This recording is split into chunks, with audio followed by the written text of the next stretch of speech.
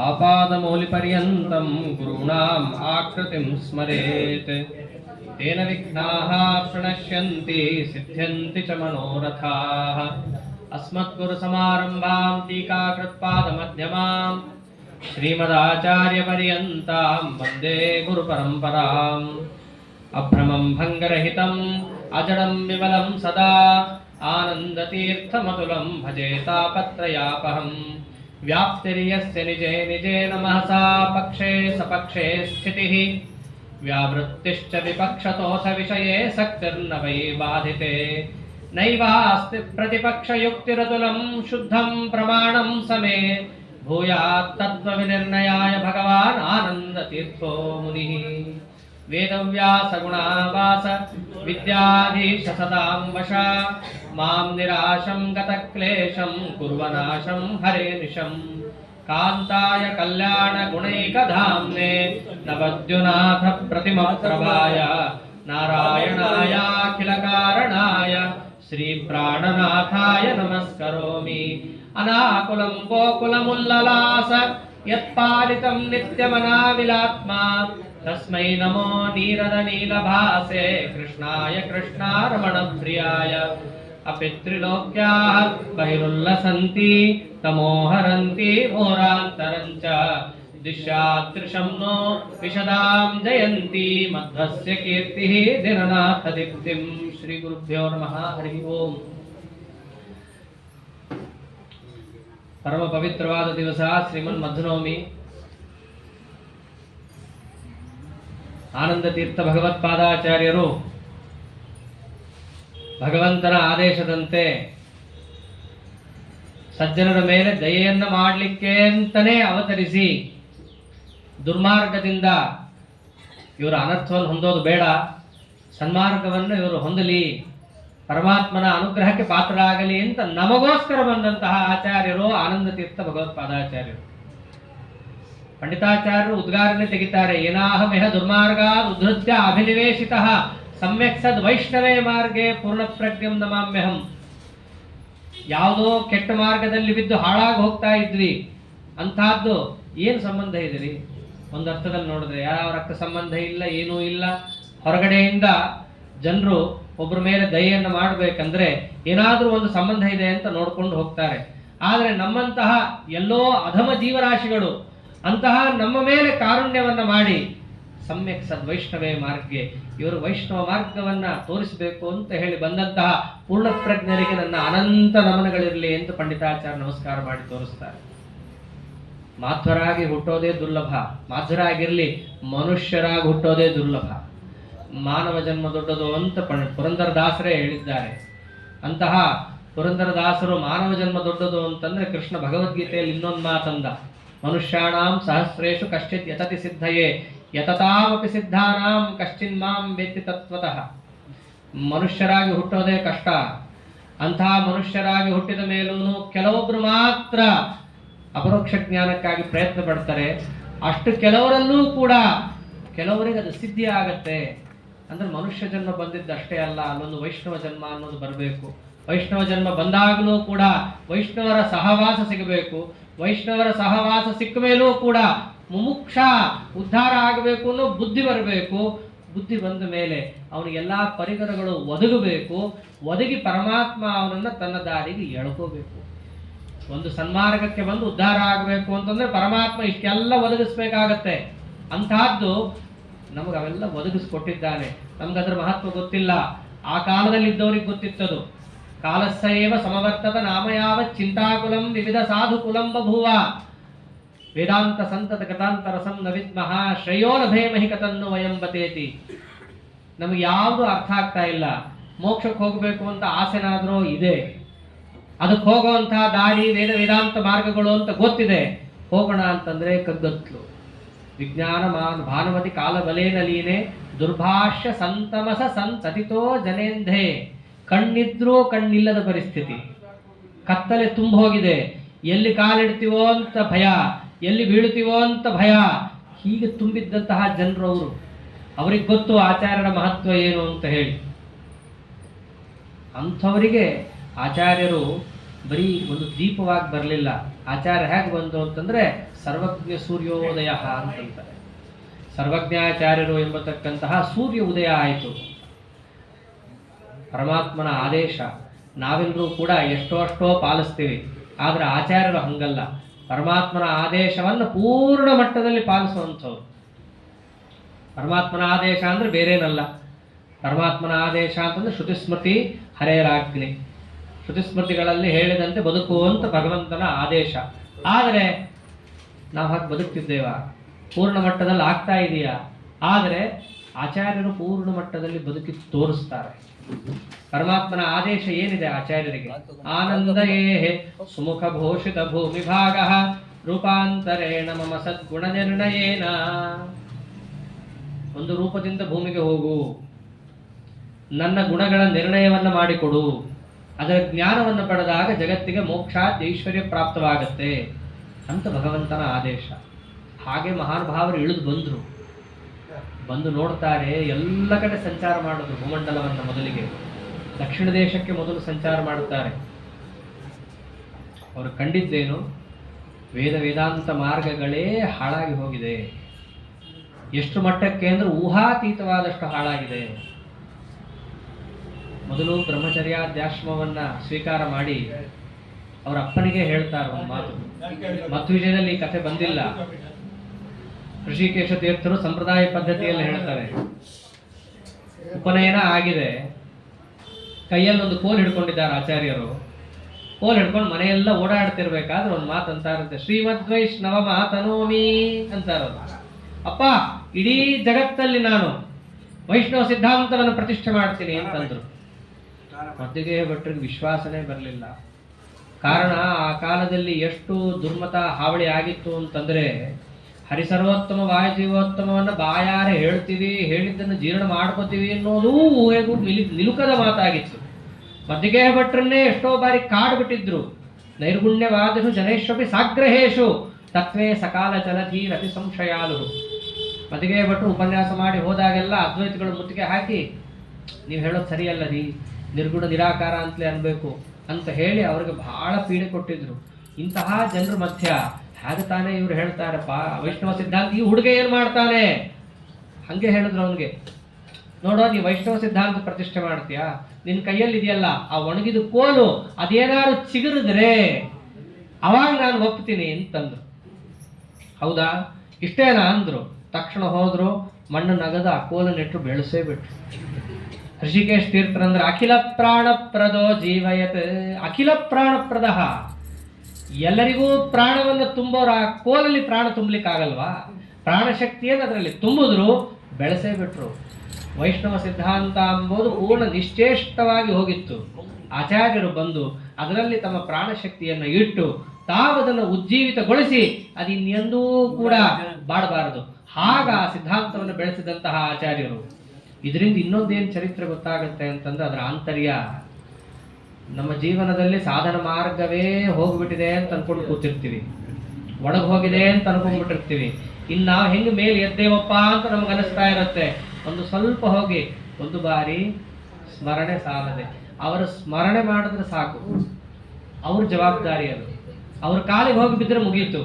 ಅವ್ರು ಎಷ್ಟು ಕಾರುಣ್ಯ ಅಂತಂದ್ರೆ, ಒಂದು ಸರ್ತಿ ಅವರ ಪಾದಕ್ಕೆ ಹೋಗಿ ಬಿದ್ರು, ನಾವು ಬಿಟ್ರು ಅವ್ರು ನಮ್ಮನ್ನು ಬಿಡಲ್ಲ. ಅಂಥ ಆಚಾರ್ಯರು. ಅವ್ರು ಕೇಳ್ಕೊತಾರೆ ನಮ್ಮ ಪರವಾಗಿ. ರಾಯರು ಅದನ್ನೇ ಬಹಳ ಚೆನ್ನಾಗಿ ಹೇಳಿದ್ದಾರೆ ಪ್ರಾತಃ ಸಂಕಲ್ಪ ಗದ್ಯದಲ್ಲಿ. ನಾವು ದೇವರ ಹತ್ರ ಏನು ಕೇಳ್ಕೋಬೇಕು ಅನ್ನೋದು ಸಹಿತ ನಮ್ಗೆ ಗೊತ್ತಿಲ್ಲ. ನಮ್ಮ ಹತ್ರ ಬೇರೆ ಲಿಸ್ಟೇ ಇರುತ್ತೆ. ಆ ಲಿಸ್ಟಿಗೆ ದೇವ್ರ ಕವಡೆ ಕಾಸು ಕಿಮ್ಮತ್ತು ಕೊಡೋದಿಲ್ಲ.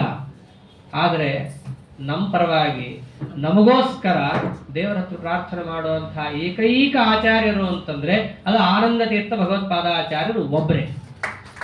ಅವರು ದೇವರ ಹತ್ರ ಹೋಗಿ, ಸ್ವಾಮಿ ತ್ವದಧೀನಂ ದೀನಂ ದೂನಂ ಅನಾಥಂ ಶರಣ, ಇಷ್ಟು ಯಾರು ಕೇಳ್ತಾರ್ರಿ? ಸ್ವಾಮಿ ಒಂದ್ಸತಿ ಬಂದಿದ್ದಾನಲ್ಲ, ಒಂದ್ಸರ್ತಿ ಬಾಯಾರೆ ಹೇಳಿದ್ದಾನಲ್ಲ, ದೇವರನ್ಬೇಕು. ನಾನು ಹೇಳ್ದಂಗೆ ಅವನು ಎಲ್ಲಿದ್ದಾನೆ? ನಾನು ಹೇಳ್ದಂಗೆ ಸ್ನಾನಾಧ್ಯಾನಿಕ ಮಾಡ್ಕೊಂಡಿದ್ದಾನ? ಸ್ವಾಧ್ಯಾಯ ಮುಂತಾದವುಗಳನ್ನು ಮಾಡ್ಕೊಂಡಿದ್ದಾನ? ದೇವಕಾರ್ಯ ಪಿತೃಕಾರ್ಯ ಋಷಿಕಾರ್ಯಗಳನ್ನು ಮಾಡ್ಕೊಂಡಿದ್ದಾನ? ದೇವರ ಅಪಾರ ಹೇಳಿದ್ದಾನೆ. ನಾವು ಮಾಡೋಕ್ಕಾಗೋದು ಎಷ್ಟ್ರಿ? ಉತ್ಸವಕ್ಕೆ ಹೋಗ್ಬೇಕಾದ್ರೆ ಅದು ಎಲ್ಲೋ ಮನಸ್ಸಿಟ್ಟು ಕಿಂಚಿತ್ ಸ್ವಲ್ಪ ಭಕ್ತಿಯನ್ನು ಬಳಸಿ ಹೇಳುವಂತ ಹರಿಸರ್ವೋತ್ತಮ ವಾಯುಜೀವೋತ್ತಮ ಅಂತ 2 ಅಕ್ಷರ ಹೇಳ್ತೀವಿ ಅಷ್ಟೇ. ಅಷ್ಟಕ್ಕೆ ಮುಖ್ಯ ಪ್ರಾಣ ದೇವರು ಹಿಡಿತಾರೆ ನಮ್ಮನ್ನ. ದೇವರ ಹತ್ರ ಹೋಗ್ತಾರಂತೆ, ಸ್ವಾಮಿ ಹೇಳಿದ್ದಾನಲ್ಲ, ಏನ್ ಹೇಳಿದ್ದಾನೆ? ಹರಿಸರ್ವೋತ್ತಮ ಅಂತಂದಿದ್ದಾನಲ್ಲ, ವಾಯುಜೀವೋತ್ತಮ ಅಂದಿದ್ದಾನಲ್ಲ, ಆದ್ದರಿಂದ ನಿನ್ನ ಅಧೀನ ಆದ ಅವನು. ಹರಿಸರ್ವೋತ್ತಮತ್ವ ಜ್ಞಾನ ಎಂಬುದು ಅತ್ಯಂತ ಪ್ರಮುಖವಾದದ್ದು. ಎಷ್ಟು ಹರಿಸರ್ವೋತ್ತಮತ್ವ ಜ್ಞಾನ ಮುಖ್ಯನೋ ವಾಯು ಜೀವೋತ್ತಮತ್ವ ಜ್ಞಾನನೂ ಅಷ್ಟೇ ಮುಖ್ಯ. ಅದನ್ನು ಹೇಳಿದ್ದಾನಲ್ಲ, ಒಪ್ಪಿದ್ದಾನಲ್ಲ, ನಿನ್ನ ಅಧೀನ ಆಗೋದೇ ಇವನು. ಆದ್ದರಿಂದ ಇವನು ನೀ ಕಾಪಾಡಬೇಕು. ಚೆನ್ನಾಗಿದ್ದಾನಲ್ಲ ಅಂದ್ರೆ ಎಲ್ಲಿ ಚೆನ್ನಾಗಿದ್ದಾನೆ ಸ್ವಾಮಿ? ಒದ್ದಾಡ ಹೋಗಿದ್ದಾನೆ ಸಂಸಾರದಲ್ಲಿ. ತ್ವದಧೀನಂ ದೀನಂ ದೂನಂ. ಇವ್ರನ್ನ ಹಿಡ್ಕೊಂಡಿದ್ದಾನಲ್ಲ ಅಂತಂದ್ರೆ ಎಲ್ಲಿ ಹಿಡ್ಕೊಂಡಿದ್ದಾನೆ? ಹಿಡ್ಕೊಂಡ್ರು ಪ್ರಯೋಜನ ಇಲ್ಲ. ಅವರನ್ನೇನಾದ್ರೂ ಕಾಪಾಡ್ಲಿಕ್ಕೆ ಸಮರ್ಥನಾದ ಪ್ರಭು ಅಂತಂದ್ರೆ ನೀನೊಬ್ಬನೇ. ಅವನಿಗೆ ಬೇರೆಯವರು ಯಾರು ಗೊತ್ತಿಲ್ಲ. ನಿನ್ನ ಕಾಲಕ್ಕೆ ಬಂದ್ಬಿಟ್ಟಿದ್ದಾನೆ. ಅನಾಥಂ ಶರಣಾಗತಮೇನಂ ಉದ್ಧರ ಇತಿ ವಿಜ್ಞಾಪನ ಕರ್ತೃಣಾಂ ಸರ್ವಜ್ಞ ಶಿರೋಮಣೀನಾಂ. ಅವ್ರಿಗೆ ಗೊತ್ತು, ಎಲ್ಲರ ಒಳಗೆ ನಿಂತು ಯಾರಿಂದ ಎಷ್ಟು ಕೆಲಸ ಮಾಡಬೇಕು ಅಂತ ಅವರೇ ಮಾಡಿಸಿ. ತಸ್ಮಿನ್ನಪೋ ಮಾತರಿಶ್ವಾ ದಧಾತಿ. ತಾವೇನೇ ತಾವು ಕೆಲಸವನ್ನ ಮಾಡಿಸಿ ಎಲ್ಲಾ ಕೆಲಸಕ್ಕೂ ತಾವು ಕೃಷ್ಣಾರ್ಪಣ ಮಸ್ತು ಅಂತ ಹೇಳ್ತಿರ್ತಾರೆ. ಇಷ್ಟ್ಯಾರು ಮಾಡ್ತಾರೆ? ಚಿಕ್ಕ ಹುಡುಗರು ಕೆಲವೊಮ್ಮೆ ಜ್ವರ ಬಂದಾಗ, ಸಂಧ್ಯಾವಂದನೆ ಮಾಡೋಕ್ಕೂ ಆಗದೇ ಇರೋ ಪರಿಸ್ಥಿತಿ ತಲುಪಿದಾಗ ಮನೆ ಹಿರಿಯರು ಏನ್ ಮಾಡ್ತಾರೆ? ಅವನ ಬದಲು ತಾವು ಸಂಧ್ಯಾವಂದನೆ ಮಾಡಿ ಆ ಪುಣ್ಯವನ್ನು ಅವ್ರಿಗೆ ಕೊಡ್ತಾರೆ. ಇದು ಕೆಲವೊಮ್ಮೆ ಅಂತಹ ಕೆಲಸವನ್ನು ಮಾಡಿದವರ ಮೇಲೆ ನಾವು ಯಾವಜ್ಜೀವನ ಕೃತಜ್ಞತೆಯನ್ನು ಹೊಂದಿರಬೇಕು ಅಂತಿದೆ ಶಾಸ್ತ್ರದಲ್ಲಿ.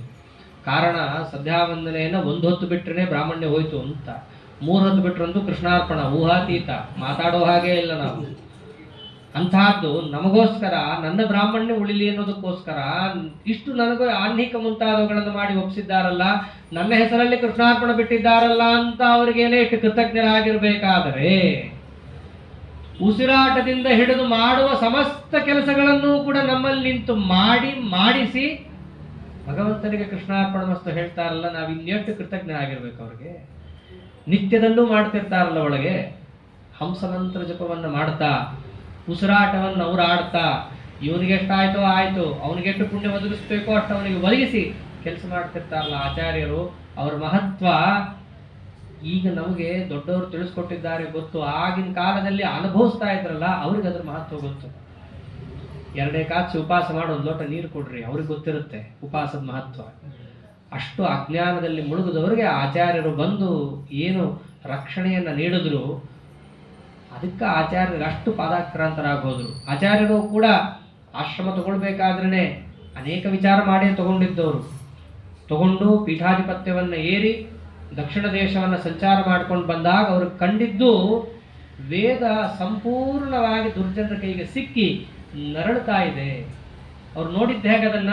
ಭೂಸುರ ಪ್ರವರ ಬುದ್ಧಿ ಸಮೃದ್ಧಿ ವ್ಯಕ್ತಯುಕ್ತ ವಪುಷಂ ರುಚಿರಾಂಗಿ ಸೂತ್ರದೀಪ್ತ ಮಣಿಮಾಲಿಕಯಾಲಂ ಭೂಷಿತಾಂ ಭುವನ ಭೂಷಣ ಭೂತಾಂ ವೇದಿಜಾಮಿ ವಪುರಾ ಭರತಾಗ್ರ್ಯಃ ಸಸ್ವಯಂ ಶ್ರುತಿತತಿಂ ಖಲು ದೃಷ್ಟ್ವಾ ಪುಷ್ಟ ಬುದ್ಧಿರಕರೋತ್ಕರುಣಾಬ್ಧಿಃ ದುಷ್ಟ ಪಕ್ಷ ದಮನ ಸ್ಥಿರ ಸಂಧಾಂ. ವೇದದ ಸ್ಥಿತಿ ಹೇಗಿತ್ತು ಅಂತಂದ್ರೆ ಸಭಾ ಮಧ್ಯದಲ್ಲಿ ದ್ರೌಪದಿ ದೇವಿಯ ಸ್ಥಿತಿ ಆದಂಗಿತ್ತು. ಸಿಕ್ಕವರೆಲ್ಲ ಸಿಕ್ಕ ಅರ್ಥವನ್ನು ಹೇಳಿ ಅದಕ್ಕೆ ಅಪಚಾರವನ್ನು ಮಾಡ್ತಾ ಇದ್ದಾರೆ. ಯಾರೂ ಕೂಡ ತಡಿತಾ ಇಲ್ಲ, ತಡಿತಾ ಇರೋರಿಗೆ ಬೆಲೆ ಇಲ್ಲ.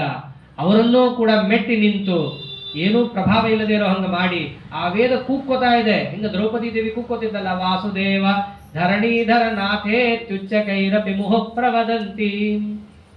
ಹೆಂಗೆ ದ್ರೌಪದಿ ದೇವಿ ಕೂಗ್ತಿದ್ದಲ್ಲ, ಕೃಷ್ಣ ವಾಸುದೇವ ಸರ್ವೋತ್ತಮ ಅಂತ ಕೂಗ್ತಿತ್ತು, ವೇದ ಹಂಗೆ ಕೂಗ್ಕೋತಾ ಇದೆ. ಯಾವ ವೇದ ಭಾಗವನ್ನು ತೆಗೆದ್ರು ಅದು ಹರಿಸರ್ವೋತ್ತಮತ್ವವನ್ನೇ ಪ್ರತಿಪಾದನೆ ಮಾಡ್ತಾ ಇರೋದು. ಅಂಥ ಪ್ರತಿಪಾದನೆ ಮಾಡ್ತಾ ಇರೋ ವೇದದ ತಲೆ ಭಾಗ ಅಂತೇನು ಉಪನಿಷತ್ತುಗಳು ಕರೆಸ್ಕೊಳ್ಳುತ್ತೆ, ಅದನ್ನ ಹಿಡಿದು ಎಳೆದಾಡಿ ಅದಕ್ಕೆ ಅಪಾರ್ಥವನ್ನು ಮಾಡಿ ಅಪಮಾನವನ್ನು ಮಾಡ್ತಿದ್ದಾಗ, ಹೆಂಗೆ ದ್ರೌಪದಿ ದೇವಿಗೆ ಅಪಮಾನ ಆದಾಗ ಭೀಮಸೇನ ದೇವರು ಎದ್ದು ಪ್ರತಿಜ್ಞೆಯನ್ನು ಮಾಡಿದ್ರೋ ಹಾಗೆ ಪ್ರತಿಜ್ಞೆಯನ್ನು ಮಾಡ್ತಾರೆ ಆಚಾರ್ಯರು. ದುಷ್ಟ ಪಕ್ಷ ದಮನ ಸ್ಥಿರ ಸಂಧಾಂ. ಒಂದೇ ಒಂದು ದುರ್ಮತವನ್ನು ನಾನು ಉಳಿಸಲ್ಲ.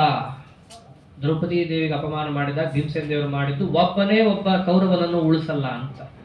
ಹಾಗೆ ಇವರು ಪ್ರತಿಜ್ಞೆ ಮಾಡ್ತಾರೆ. ಎಲ್ಲಾ ದುರ್ಮತವನ್ನು ಕೂಡ ಆಚಾರ್ಯರು ಹೆಡೆಮುರಿ ಕಟ್ತಾರೆ. ಅನೇಕ ಪ್ರಸಂಗಗಳನ್ನು ನೋಡಿದ್ರು ಅವರು.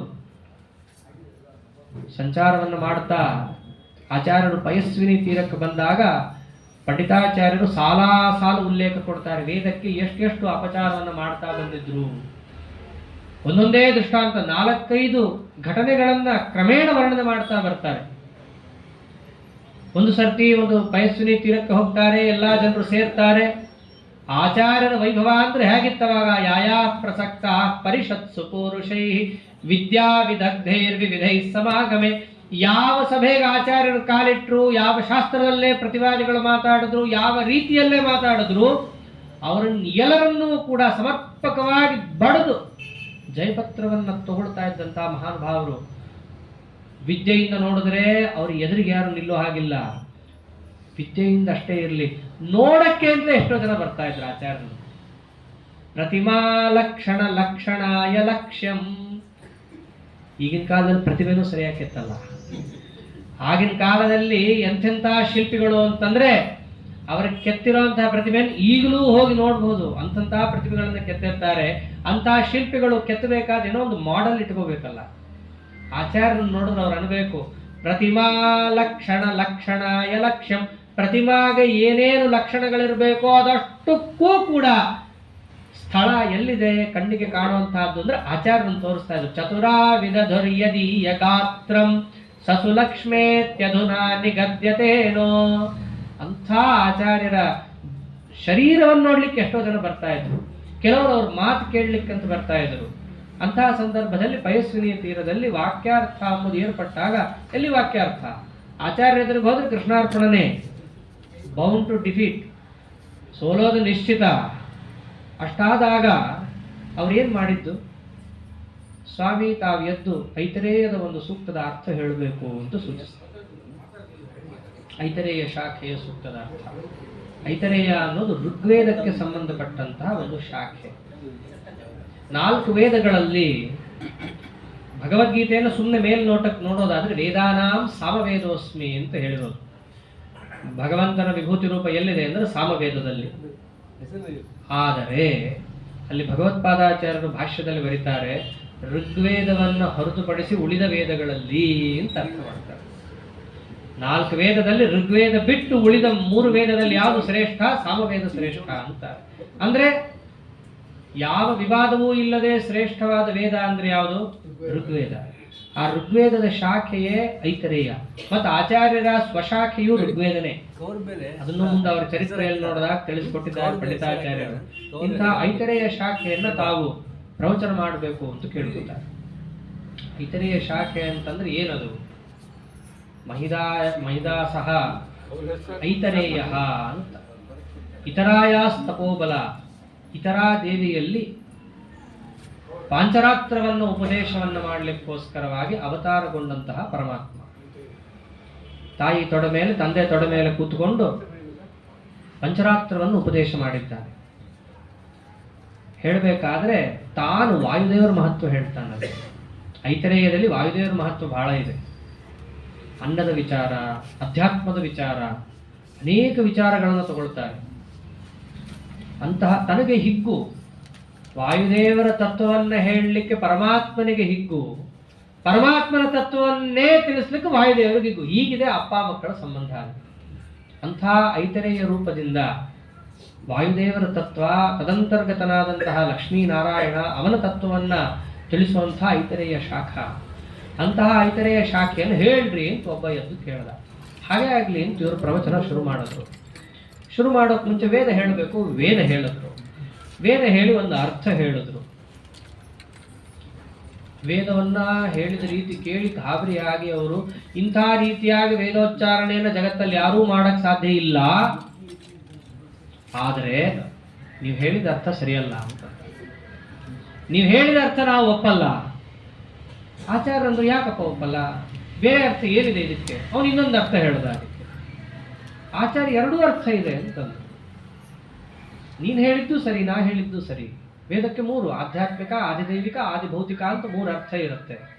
ನಾನೊಂದು ಅರ್ಥ ಹೇಳಿದ್ದೆ, ನೀನೊಂದು ಅರ್ಥ ಹೇಳಿದ್ಯಾ. ಆದ್ದರಿಂದ ಅವಿರುದ್ಧವಾದ 2 ಅರ್ಥ ಇರಲಿದ್ದು ತಪ್ಪೇನಿಲ್ಲ. ಯಾಕಂದ್ರೆ ಒಂದು ಪ್ರಮಾಣ ಕೊಡ್ತಾರೆ. ತ್ರಯೋರ್ಥ ಸರ್ವವೇದೇಶೋ ದಶಾರ್ಥ ಸರ್ವಭಾರತೆ ವಿಷ್ಣು ಸಹಸ್ರನಾಮಾಪಿ ನಿರಂತರ ಶತಾರ್ಥಕಂ.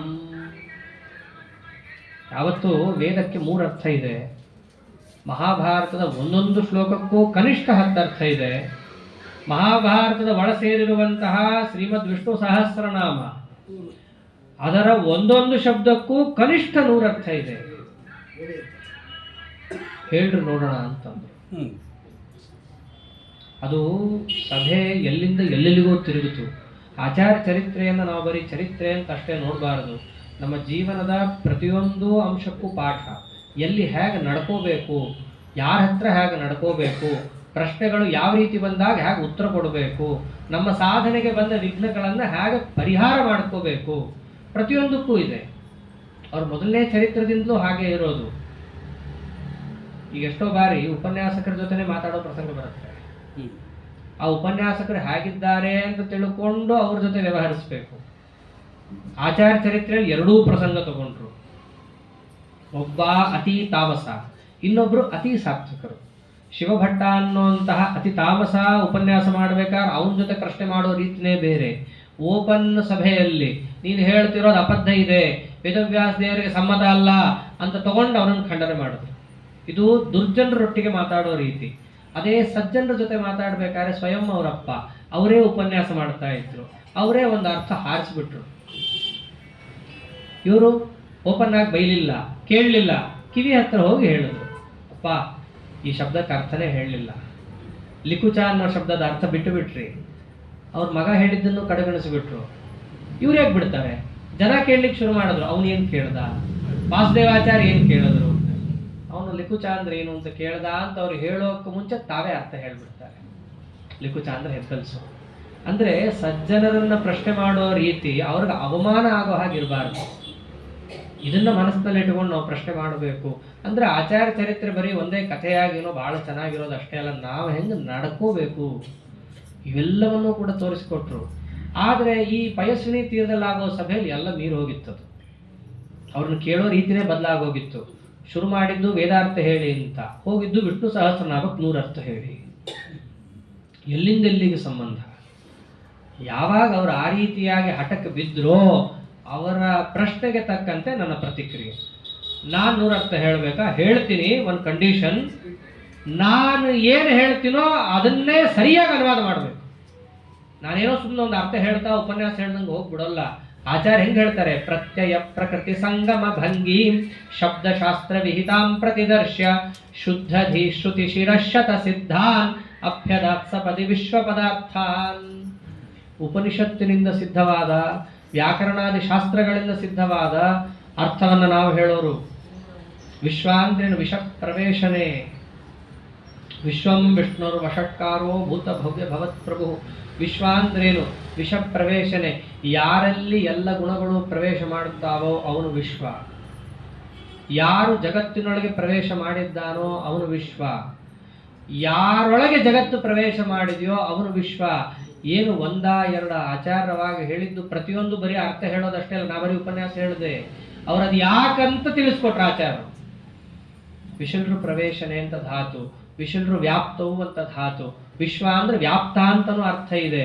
ಒಂದೊಂದೇ ಧಾತುವನ್ನು ಹೇಳ್ತಾ ಪ್ರಕೃತಿ ಪ್ರತ್ಯಯಗಳನ್ನು ಅದಕ್ಕೆ ಹಚ್ಚುತ್ತಾ, ನಾವು ಹೇಳಿದಂತಹ ಪ್ರಕೃತಿ ಪ್ರತ್ಯಯಕ್ಕೆ ಹಚ್ಚಿದ್ದು ವ್ಯಾಕರಣ ಶಾಸ್ತ್ರಕ್ಕೆ ಸಮ್ಮತ ಅಂತ ತೋರಿಸ್ತಾ, ಬರೀ ಏನೋ ಪದಗಳನ್ನು ಒಡೆದು ತುಂಡು ತುಂಡು ಮಾಡಿ ಅರ್ಥ ಹೇಳೋದಲ್ಲ. ನಾವು ಹೇಳಿದ ಅರ್ಥ ಶ್ರುತಿಶಿರ ಶತಸಿದ್ಧಾನ್, ಸಾವಿರಾರು ನೂರಾರು ಉಪನಿಷತ್ತುಗಳಲ್ಲಿ ನಾವು ಹೇಳಿದ ಅರ್ಥ ಇದೆ. ಈ ಒಂದು ಅಂಶ ಜಾಗೃತವಾಗಿ ನಾವು ಇಟ್ಕೋಬೇಕು. ನಮ್ಮ ಪ್ರಾಚೀನರೆಲ್ಲ ಹೀಗೆ ಮಾಡಿದ್ದಾರೆ ಕೂಡ. ಆಚಾರ್ಯರು ಏನು ವಿಶ್ವ ಶಬ್ದಾರ್ಥವನ್ನು ತಿಳಿಸಿಕೊಟ್ಟಿದ್ದಾರೋ ಅದೇ ದಾರಿಯಲ್ಲಿ ಅನೇಕ ಮಹನೀಯರು ಬಂದಿದ್ದಾರೆ. ನಾರಾಯಣ ಶಬ್ದಾರ್ಥ ನಿರ್ವಚನಂ ಅಂತ ವಿಜೇಂದ್ರ ಸ್ವಾಮಿಗಳವರು ಮಾಡಿಕೊಟ್ಟಿದ್ದಾರೆ. ಅವರು ಕೂಡ ನಾರಾಯಣ ಶಬ್ದದ ಅರ್ಥವನ್ನು ಸುಮ್ಮನೆ ಏನೋ ಪದಗಳನ್ನು ಒಡೆದು ಕುಟ್ಟಿ ಒಂದು ಅರ್ಥವನ್ನು ತೆಗೆದುಕೊಟ್ಟಿಲ್ಲ. ಆ ಅರ್ಥ ಏನು ಹೇಳಿದ್ದಾರೋ ಆ ಅರ್ಥ ಭಗವತ್ಪಾದರಿಗೆ ಸಮ್ಮತ, ಉಪನಿಷತ್ತಿಗೆ ಸಮ್ಮತ, ಪುರಾಣಕ್ಕೆ ಸಮ್ಮತ ಅಂತ ತೋರಿಸ್ಬೇಕು. ಹಾಗೆ ರಾಮಶಬ್ದಾರ್ಥ ರತ್ನಮಾಲಾ ಅಂತ ಸತ್ಯಪರಾಯಣರು ಕೂಡ ಮಹಾನುಭಾವರು ಬರೆದಿದ್ದಾರೆ.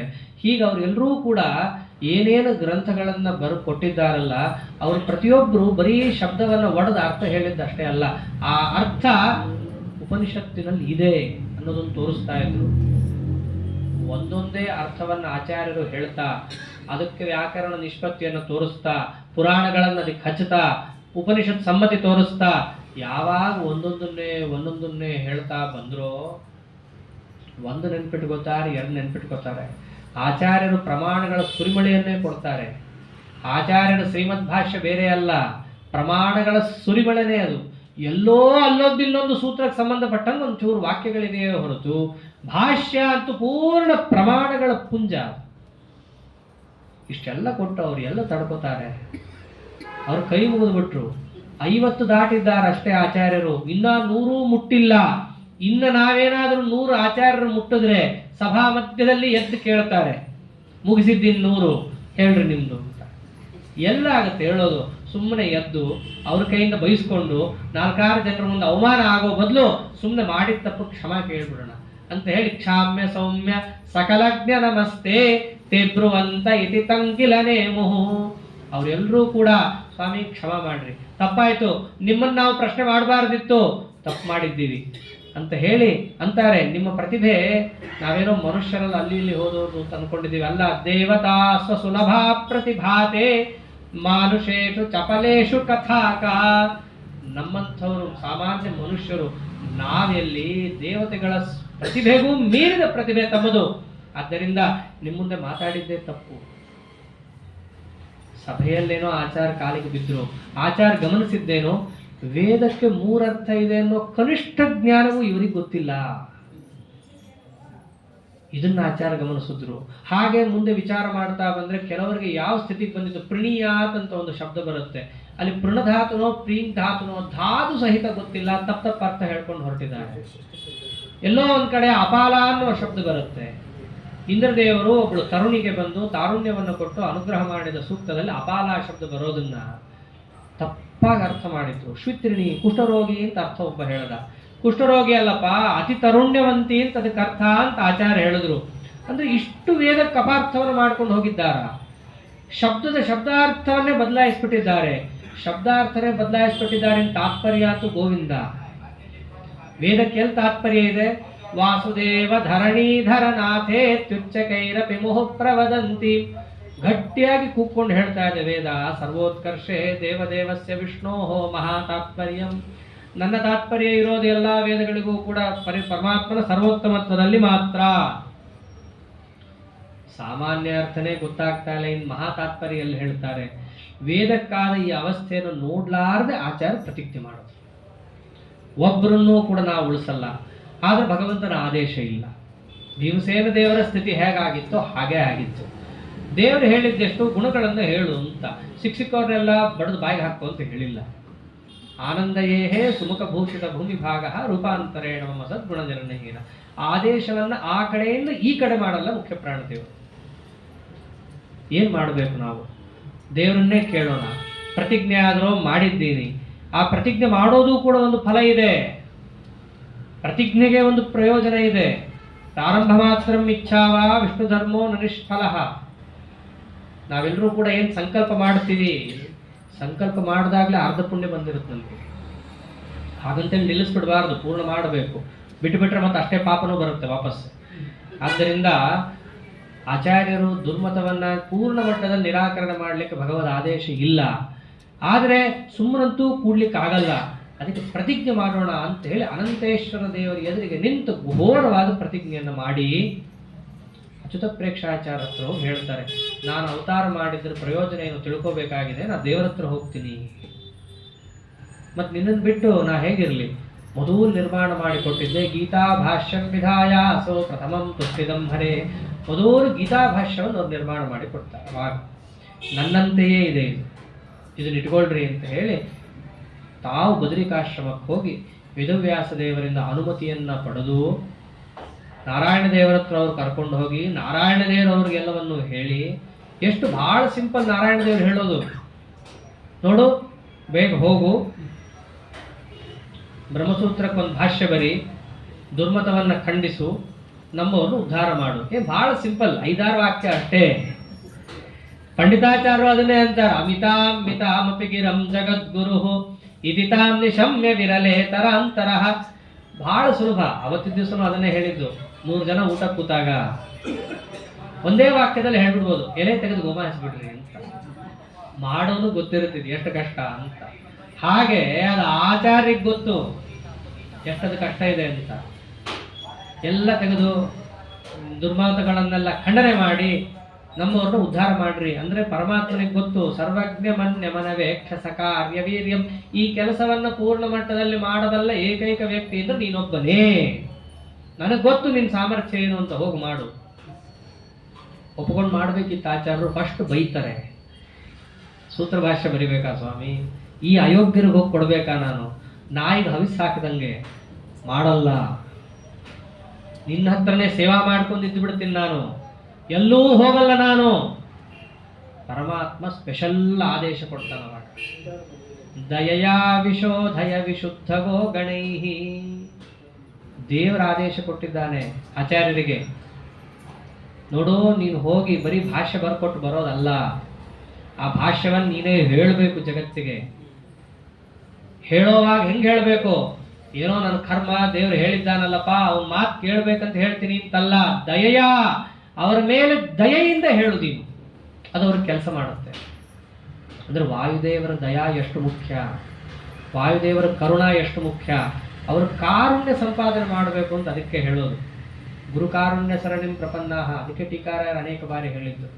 ಪುರಂದರದಾಸರು ಅದನ್ನೇ ಅಂದಿದ್ದೇನು, ಮಧ್ವರಾಯರ ಕರುಣ ಪಡೆಯದವ ಧರೆಯೊಳಗೆ ಇದ್ದರೇನು ಇಲ್ಲದಿದ್ದರೇನು ಅಂತಂದ್ರು. ಮಾಧ್ವರಾಗಿ ಹುಟ್ಟಿ ಅಷ್ಟೇ ಅಲ್ಲ, ಯಾರಾದರೂ ಮೋಕ್ಷ ಬೇಕು ಅಂತ ಆಸೆ ಪಟ್ರೆ ಅವನು ಯಾರ ಕಾರುಣ್ಯವನ್ನು ಪಡೆಯಕ್ಕೆ ಪ್ರಯತ್ನ ಪಡಬೇಕು, ಆಚಾರ್ಯರ ಕಾರುಣ್ಯವನ್ನು ಪಡೆಯಕ್ಕೆ ಪ್ರಯತ್ನ ಪಡಬೇಕು. ಅದನ್ನ ಬಿಟ್ಟು ನಾನು ಅದು ಮಾಡಿದೆ ಇದು ಮಾಡಿದೆ, ಆ ತೀರ್ಥಕ್ಕೆ ಹೋದೆ ಈ ಕ್ಷೇತ್ರಕ್ಕೆ ಹೋದೆ, ಅಲ್ಲಿ ಕುಂಭದಲ್ಲಿ ಮುಳುಗಿದೆ ಇಲ್ಲಿ ಗಡಿಗೆಯಲ್ಲಿ ಮುಳುಗಿದೆ, ಎಲ್ಲಿ ಮುಳುಗಿದ್ರೂ ಕೂಡ ಅವರ ಕಾರುಣ್ಯವನ್ನು ಪಡೆದಿಲ್ಲ. ಇದ್ದರೇನು ಇಲ್ಲದಿದ್ದರೇನು, ಇದ್ರೇನು ಇಲ್ಲದಿದ್ದರೇನು, ಅಂಥ ಆಚಾರ್ಯರ ಕಾರುಣ್ಯವನ್ನು ಪಡಿಬೇಕು. ಅದು ಬಹಳ ಕಷ್ಟ ಅಲ್ವಾ, ಅಂತಿಂಥ ಆಚಾರಗಳೇ ಕರುಣ ಮಾಡಲ್ಲ. ಇನ್ನು ಮುಖ್ಯ ಪ್ರಾಣದೇವರು ಸುಪ್ರೀಂ, ಅವ್ರು ಹೇಗೆ ಮಾಡ್ತಾರೆ ಕರುಣ ಅಂತಂದ್ರೆ, ಬೇರೆಯವರಾದ್ರೆ ಅವ್ರ ಮುಖ ಇವ್ರ ಮುಖ ನೋಡಿ ಮಾತಾಡಿಸೋರು, ಮುಖ್ಯ ಪ್ರಾಣದೇವರು ದೇವ್ರ ಮುಖ ನೋಡಿ ಮಾತಾಡಿಸೋರು. ದೇವರ ಆದೇಶ ಏನಿದೆ ಪರ್ಫೆಕ್ಟ್ ಪಾಲನ, ದೇವರ ಆದೇಶನೇ ಇದೆ ದಯಾ ಮಾಡು ಅಂತ. ಒಂದು ಸರ್ತಿ ಅವ್ರ ಕಾಲಿಗೆ ಹೋಗಿ ಬಿದ್ದರೆ ಸಾಕು, ಅವ್ರದೇ ಕರ್ತವ್ಯ ಇದೆ ಎತ್ತೋದು, ಅವ್ರು ಎತ್ತು ಬಿಡ್ತಾರೆ. ಆದ್ದರಿಂದ ಪರಮಾತ್ಮನ ಆದೇಶವನ್ನು ಪೂರ್ಣ ಮಟ್ಟದಲ್ಲಿ ಪಾಲಿಸ್ತಾರಾದ್ದರಿಂದಲೇ ಅವ್ರ ಪಾದಕ್ಕೆ ಹೋಗಿ ನಾವು ಬಿದ್ದರೂ ಸಾಕು, ಅವ್ರಿಗೆ ಗೊತ್ತು ಇವನನ್ನು ಎಲ್ಲಿ ತೊಗೊಂಡೋಗಿ ಹಾಕಬೇಕು, ಎಲ್ಲಿಟ್ಟರೆ ಇವನು ಉದ್ಧಾರ ಆಗ್ತಾನೆ, ಅವರೆಲ್ಲ ಯೋಚನೆ ಮಾಡ್ಕೋತಾರೆ. ಕೆಲವೊಮ್ಮೆ ಯಾವ್ಯಾವುದೋ ಸ್ಥಿತಿಯಲ್ಲಿರ್ತೀವಿ ನಾವು, ಮಧ್ವರಾಯರು ಅಂದ್ರೇ ಗೊತ್ತಿಲ್ಲದ ಸ್ಥಿತಿಯಲ್ಲಿರ್ತೀವಿ, ಏನೋ ಜನ್ಮಾಂತರದ ಸಂಸ್ಕಾರನೋ ಯಾವುದೋ ಪುಣ್ಯದಿಂದ ಅವರೇ ಕರ್ಕೋತಾರೆ, ತಮ್ಮ ಹತ್ರ ಕರ್ಕೊಂಡು ಉದ್ಧಾರ ಮಾಡ್ತಾರೆ. ಎಷ್ಟೊಂದು ಜನರ ಜೀವನದಲ್ಲಿ ಇದು ಆಗಿರುತ್ತೆ ಅನುಭವ. ಪಂಡಿತಾಚಾರ್ಯ ಹೇಳಿದ ಅವತ್ತೊಂದು ದಿನಕ್ಕೆ ಅಲ್ಲ, ಎಲ್ಲೋ ಹೋಗಿರ್ತೀವಿ, ಮಧ್ವರಾಯರಿರಲಿ ಸಹಿತ ಗೊತ್ತಿರಲ್ಲ ನಮಗೆ, ಆ ಸ್ಥಿತಿಯಲ್ಲಿ ಇರ್ತೀವಿ. ಅಷ್ಟು ಕರ್ಕೋತಾರೆ ಅಂದ್ರೆ ಯಾರು ಕಾರುಣ್ಯ ಅದು. ದಯಯಾ ವಿಶೋಧಯ ವಿಶುದ್ಧಗೋ ಗಣೈ, ಎಲ್ಲೋ ಇರ್ತೀವಿ ಅಂಥವ್ರನ್ನ ಕರ್ಕೋತಾರೆ, ಯಾವುದೋ ಒಂದು ಆಚಾರನ ಹಚ್ಚುತ್ತಾರೆ, ಆ ಆಚಾರ ಸೆಟ್ ಆಗಲ್ಲ, ಹಂಗಂಗೆ ತಳ್ಕೊಂಡು ಇವನು ಅವ್ರ ಜೊತೆ ಏಕ್ಕೊಂಡು ನುಗ್ಗುತ್ತಾ ಇರ್ತಾನೆ. ಯಾಕೆ ನುಗ್ಗುತ್ತಾನೆ, ಅಷ್ಟು ಕಷ್ಟ ಅಂತ ಗೊತ್ತಿರುತ್ತೆ ಇವನಿಗೆ, ಅವ್ರ ಜೊತೆ ಹೊಂದಾಣಿಕೆ ಆಗಲ್ಲ ಅಂತಲೂ ಗೊತ್ತಿರುತ್ತೆ, ಬಿಡಕ್ಕಾಗ್ತಾ ಇರಲ್ಲ. ಯಾಕೆಂದ್ರೆ ಸೇರಿಸಿರೋರು ಇವರು, ಅವರು ಸೇರಿಸಿರ್ತಾರೆ ಇವನನ್ನ ಒಬ್ರ ಜೊತೆ, ಯಾಕೆಂದ್ರೆ ಇವನು ಉದ್ಧಾರ ಆಗಲಿ, ಇವನು ಮೇಲ್ ಬರಲಿ, ಪರಮಾತ್ಮನ ಕೃಪೆಗೆ ಇವನು ಪಾತ್ರ ಆಗಲಿ ಅಂತ ಅವರು ಸಂಕಲ್ಪ ಮಾಡಿರ್ತಾರೆ. ಒಳಗೆ ನಿಂತು ಅವ್ರು ಪ್ರೇರಣೆ ಮಾಡೋದು. ಎಷ್ಟೋ ಬಾರಿ ಮನಸ್ಸಿಗೆ ವಿರುದ್ಧವಾಗಿ ನಾವು ನಡ್ಕೋತಾ ಇರ್ತೀವಿ, ಎಷ್ಟೋ ಬಾರಿ ಆಗುತ್ತೆ. ಆದರೆ ಒಳ್ಳೆ ಕೆಲಸದಲ್ಲೇನಾದರೂ, ಧಾರ್ಮಿಕವಾದ ಕೆಲಸದಲ್ಲೇನಾದರೂ ಮನಸ್ಸಿಗೆ ವಿರುದ್ಧವಾಗಿ ಆಗ್ತಾ ಇದೆ ಅಂತಂದ್ರೆ ಅಲ್ಲಿ ಯಾರು ಪ್ರಚೋದಕರು ಅಂತ ಸುತರಾಮ್ ಅರ್ಥ ಆಗತ್ತೆ, ಅವರೇ ಮುಖ್ಯ ಪ್ರಾಣದೇವರು ಒಳಗಡೆಯಿಂದ ನಿಂತು ನಮ್ಮನ್ನು ದೂಕ್ತಾ ಇದ್ದಾರೆ ಈ ಕಡೆ. ಯಾಕೆ ಅಂತಂದ್ರೆ ನಾವು ಅಂಥ ಜೀವರು ಇರ್ತೀವಿ, ನಾವೇನು ಕಮ್ಮಿ ಇರಲ್ಲ, ಅದನ್ನು ಅರ್ಥ ಮಾಡ್ಕೋಬೇಕು. ಗೀತೆಯಲ್ಲಿ ಕೃಷ್ಣನು ಅಂತಾನೆ, ಅಚ್ಛೇದ್ಯೋಯ ಮದಾಕ್ಯೋಯ ಮಕ್ಲೇದ್ಯೋ ಶೋಶ್ರೇಯವಚ ನಿತ್ಯ ಸರ್ವಗತ ಸ್ಥಾಣು ಅಚಲೋಯಂ ಸನಾತನಃ. ಜೀವನನ್ನು ತುಂಬ ಅಂಡರ್ ಎಸ್ಟಿಮೇಟ್ ಮಾಡಬಾರ್ದು. ಸಾತ್ವಿಕ ರಾಜಸ ತಾಮಸರು ಅಂತ ಇರ್ತಾರೆ, ಅಲ್ಲೂ ಸಾತ್ವಿಕ ಜೀವನನ್ನಂತೂ ಸುತರಾಮ್ ಮಾಡಬಾರ್ದು. ಯಾಕೆ, ಒಳಗಡೆಯಿಂದ ಸಜ್ಜೀವ ಅವನು, ಏನೋ ದೈವವಶಾತ್ ಕಾಲವಶಾತ್ ಕರ್ಮವಶಾತ್ ಎಲ್ಲೋ ಸಿಕ್ಕಾಕೊಂಡಿರ್ತಾನೆ, ಯಾವುದೋ ಸುಳಿಯಲ್ಲಿರ್ತಾನೆ. ಅಂತಹ ದುಃಖೋತ್ಕೃಷ್ಟ ವಿಷಯ ಸಮುದ್ಧರ ಗುರು ಮಮಗ್ನ ರೂಪಂ ಸದಾ. ಆ ಒಂದು ಸುಳಿಯಿಂದ ಎತ್ತಕ್ಕೆ ಅಂತಾನೆ ಬಂದವರು ಆಚಾರ್ಯರು. ನೇರವಾಗಿ ಅವರು ಎತ್ತಕ್ಕೆ ಅಂದ್ರೆ ನಮಗೂ ಅಷ್ಟು ಯೋಗ್ಯತಾ ಇರಬೇಕಲ್ಲ. ಅದಕ್ಕೆ ಆಯಾಯ ಗುರುಗಳನ್ನು ಮಧ್ಯದಲ್ಲಿ ಕಳಿಸಿ ಅವ್ರ ಮೂಲಕ ಕೇಳ್ಕೊಂಬನ್ರಿ, ಇವ್ರನ್ನೆಲ್ಲ ದಾಟಿಕೊಂಡು ಬಂದ ಮೇಲೆ ನಾ ಸಿಗ್ತೀನಿ. ಇದೊಂದು ಪ್ರಮೇಯನೇ. ಶಾಸ್ತ್ರದಲ್ಲಿ ಮೋಕ್ಷಕ್ಕೆ ಹೋಗೋಕೆ ಮುಂಚೆ ಎಲ್ರಿಗೂ ಕೂಡ ಬ್ರಹ್ಮದೇವರ ಉಪದೇಶ ಆಗಲೇಬೇಕು.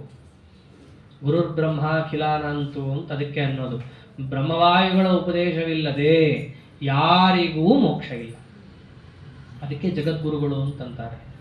ಜಗತ್ತಿಗೆ ನಿಜವಾದ ಅರ್ಥದಲ್ಲಿ ತತ್ವಜ್ಞಾನವನ್ನು ಕೊಟ್ಟು ಮೋಕ್ಷಕ್ಕೆ ಕರ್ಕೊಂಡು ಹೋಗೋ ಗುರುಗಳು ಜಗದ್ಗುರುಗಳು. ಸುಮ್ಮನೆ ಅದೊಂದು ಡಾಕ್ಟರು ಅಂತ ಹಾಕ್ಕೊಂಡಂಗೆ ಅದೊಂದು ಹೆಸರಿನ ಹಿಂದಿರುವಂಥ ಉಪಾಧಿ ಅಲ್ಲ.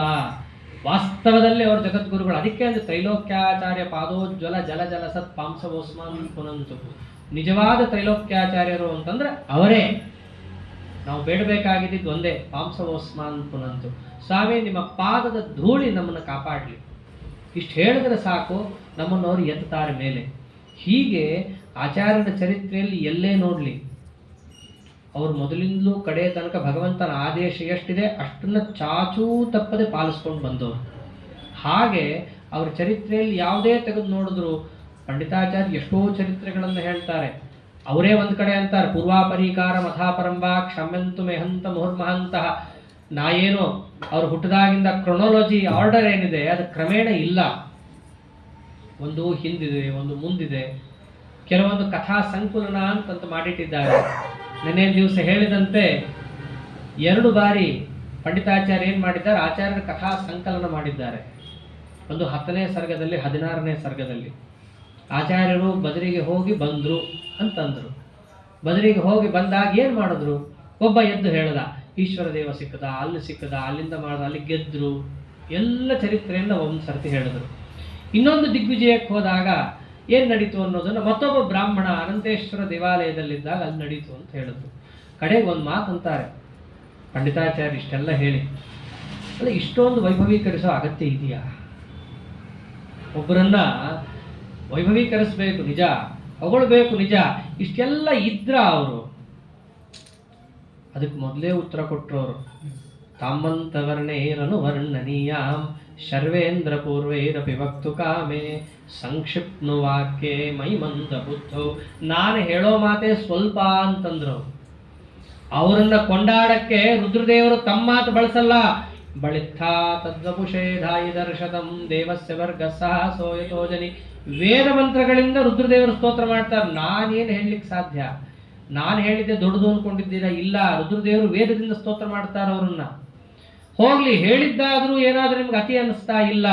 ಕಿಂ ತತ್ರ ಚಿತ್ರಂ ಚರಿತಂ ನಿವೇದ್ಯಂ ಉಚ್ಚಾವಚ ಏನ ಸಮಸ್ತ ಚೇಷ್ಟಾ. ಜಗತ್ತಿನಲ್ಲಿ ನಡೆಯುವ ಎಲ್ಲಾ ಕೆಲಸವೂ ಅವರ ಅಧೀನನೇ.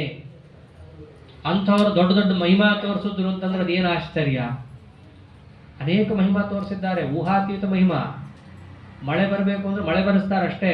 ಯಾರಾದರೂ ಕೆರೆ ತೋರಿಸಿ ಇಷ್ಟೇ ನೀರು ಬರಬೇಕು, ಇಷ್ಟರಲ್ಲೇ ನೀರು ತುಂಬಬೇಕು ಅಂತ ಯಾರು ಕೇಳ್ಕೊತಾರ್ರಿ? ಹಂಗೆ ಕೇಳಿದಾಗ ಮಾಡಿದವ್ರು ಆಚಾರ್ಯರು ಇವರು. ಅನ್ನವನ್ನು ಹೆಚ್ಚು ಮಾಡಿದ್ರು, ಜಾಸ್ತಿ ತಂದ್ರೆ ತಗೊಂಡ್ರು. ಅವ್ರ ಗುರುಗಳಿಗೆ ಆಶ್ಚರ್ಯ ಆಗೋದು ಒಂದೊಂದು ಸರ್ತಿ, ಅನೇಕ ಆಶ್ಚರ್ಯ. ಊಟ ಆದಮೇಲೆ ಅಷ್ಟು ಬಾಳೆಹಣ್ಣು ತಿನ್ನೋದೇ ಆಶ್ಚರ್ಯ, ಆದರೆ ತಿಂದ ಮೇಲೆ ಹೊಟ್ಟೆ ದಪ್ಪ ಆಗದೆ ಇರೋದು ಇನ್ನೊಂದು ಆಶ್ಚರ್ಯ. ಮೊದಲಿಂದಲೂ ತೋರಿಸ್ತಾ ಬಂದಿದ್ದಾರೆ. ನಮ್ಮ ಸಾಮರ್ಥ್ಯ ಅಂತಹದ್ದು ಜೀವೋತ್ತಮರಿಗಿರುತ್ತೆ. ಅಂಗುಷ್ಠ ಮಾತ್ರಂ ಜಠರೇ ಪ್ರತಿಷ್ಠಿತಂ ಜಾಚಲ್ಯಮಾನಂ ಮಮ ಜಾತ ವೇದಸಂ. ಜೀವೋತ್ತಮರ ಲಕ್ಷಣ ನಮ್ಮದು ಅಂತ ಮೊದಲಿಂದ ತೋರಿಸ್ಕೊಂಡು ಬಂದ್ರು. ಇವೆಲ್ಲ ಮಹಿಮೆ ಹೇಳ್ತೀವಲ್ಲ, ಇದೇನು ದೊಡ್ಡದಲ್ಲ. ವೃಷ್ಟ್ಯಾದೇ, ಈಗ ಹೇಳಿದ್ರಲ್ಲ, ವೃಷ್ಟ್ಯಾದೇ ಸನಿಯಮನಾದಿ ಚಕ್ರಯೇ ತತ್ ಚಿತ್ರಂ ಕಿಂ ಭುವನ ನಿಯಾಮಕೆ ಸಮೀರೇ ಅಪ್ಯೇವಂ ಭುವನ ಗುರೋ ಕೃತಾನುವಾದ ಕೃತ್ಯೇಷು ಪ್ರವರ ಇತೀಹ ವರ್ಣಯಾಮಃ. ನಾವು ಮಾಡುವಂತಹ ಕೆಲಸಗಳಲ್ಲಿ ಅತ್ಯಂತ ಶ್ರೇಷ್ಠವಾದ ಕೆಲಸ ಯಾವುದು ಅಂತಂದ್ರೆ ಭುವನ ಗುರೋ ಕೃತಾನುವಾದ. ಜಗದ್ಗುರುಗಳಾದ ಆಚಾರ್ಯರ ಚರಿತ್ರೆಯನ್ನು ಬಾಯಿ ತುಂಬ ಹೇಳೋದು ಅಂತಿದೆಯಲ್ಲ, ಇದು ನಾವು ಮಾಡುವಂತಹ ಕೆಲಸಗಳಲ್ಲೇ ಶ್ರೇಷ್ಠತಮವಾದ ಕೆಲಸ. ಯಾಕೆಂದ್ರೆ ನಮಗೆ ವೇದಶಾಸ್ತ್ರ ಗೊತ್ತಿಲ್ಲ, ವೇದಾಂತ ಹೇಳ್ರಿ ಅಂದ್ರೆ ಗೊತ್ತಿಲ್ಲ, ಅನುಷ್ಠಾನ ಮಾಡ್ರಪ್ಪ ಅಂದ್ರೆ ಸುತರಾಮ್ ಮೈ ಬಗ್ಗಲ್ಲ. ನಾವು ಮಾಡೋಕ್ಕಾಗೋದೇನು ಮಾತು, ಚೆನ್ನಾಗಿ ಮಾತಾಡ್ತೀವಿ. ಆಡೋ ಮಾತನ್ನೇ ಸರಿಯಾಗಿ ಆಡ್ರಿ. ದೊಡ್ಡವ್ರ ಚರಿತ್ರೆ ಹೇಳೋಲ್ಲಿ ಆ ಶಬ್ದವನ್ನು ಬಳಸ್ರಿ. ಅದೇ ಕಲಿಯುಗದಲ್ಲಿ ಅತ್ಯಂತ ತಾರಕ. ಅದನ್ನೇ ಅಂತಾರೆ ಕಲವು ಕೃಷ್ಣಸ್ಯ ಕೀರ್ತನ.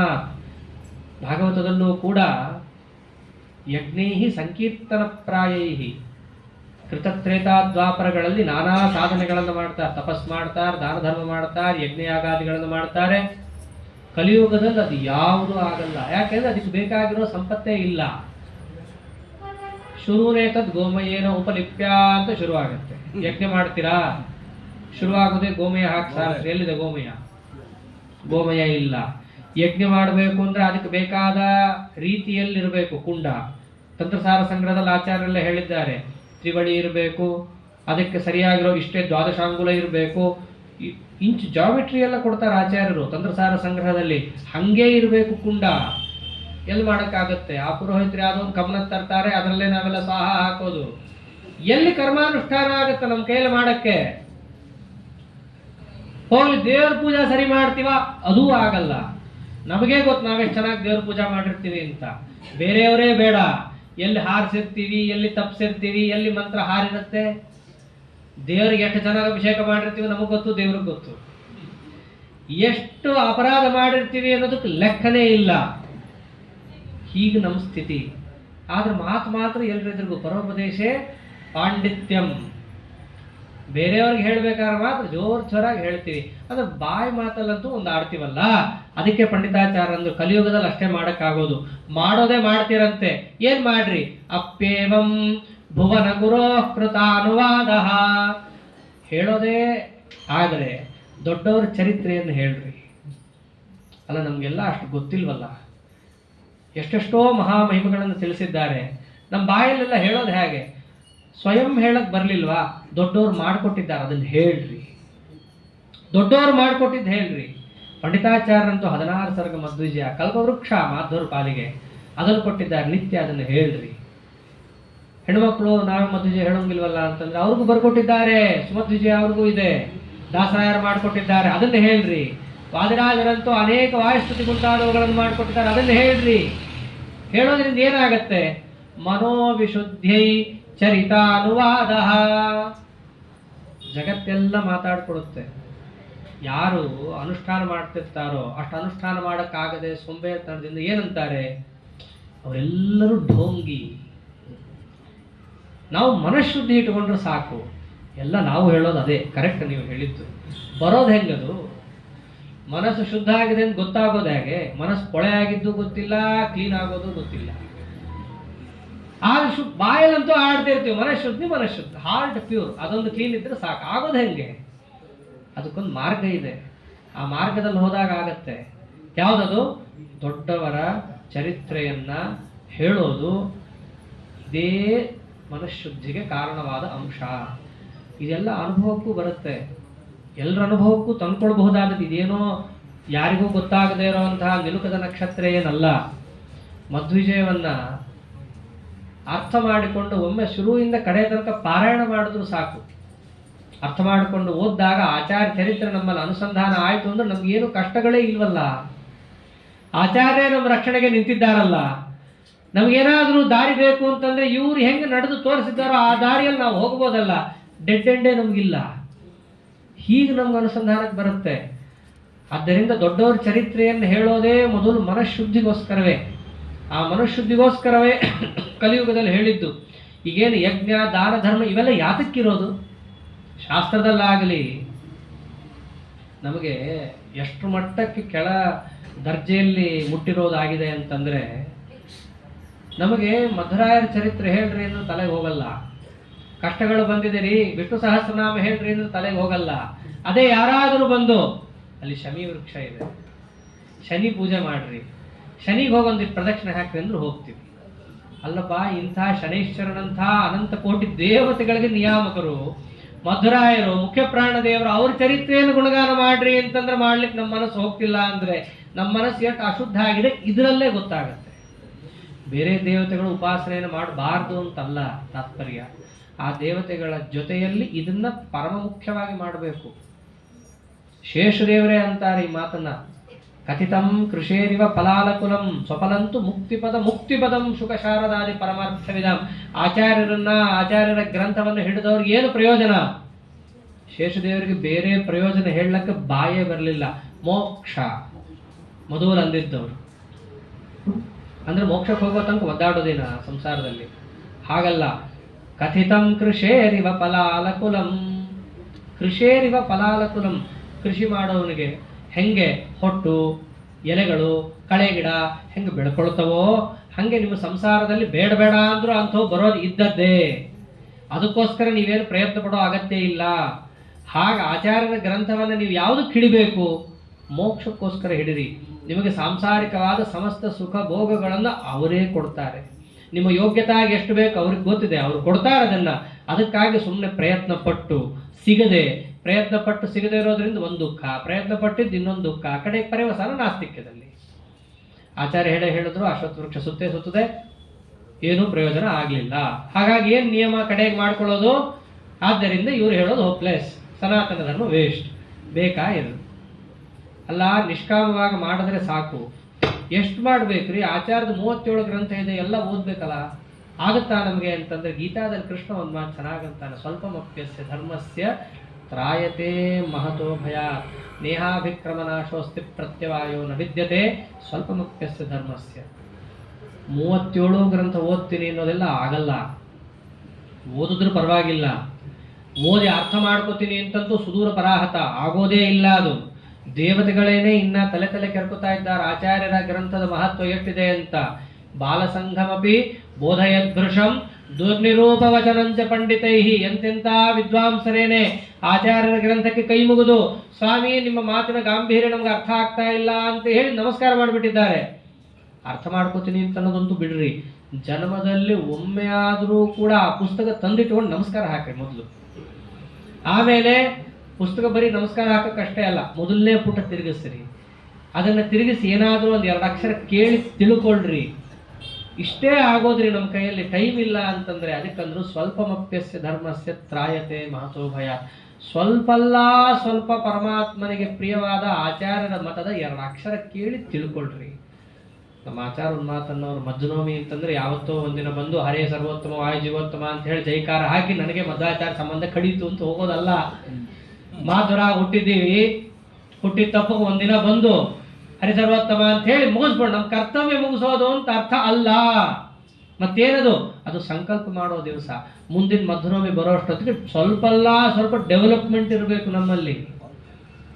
ಏನಿದೆ ಡೆವಲಪ್ಮೆಂಟ್? ಹೋದ ಮಧ್ವನೋಮಿಗೆ ಹೇಗಿದ್ವೋ ಈ ಮಧ್ವನೋಮಿ ಬರುವಾಗಲೂ ಹಾಗೆ ಇದ್ರಿ. ಏನು ಮಧ್ವನೋಮಿ ಮಾಡ್ದಂಗಾಯ್ತು. ಆದ್ದರಿಂದ ಇನ್ನ ಅಧ್ವಾನ ಆದ್ರಿಂದ ಸಮಸ್ಯೆ. ಇಷ್ಟೇ ಕಾನ್ಸ್ಟೆಂಟ್ ಇದ್ರೆ ಪರವಾಗಿಲ್ಲ.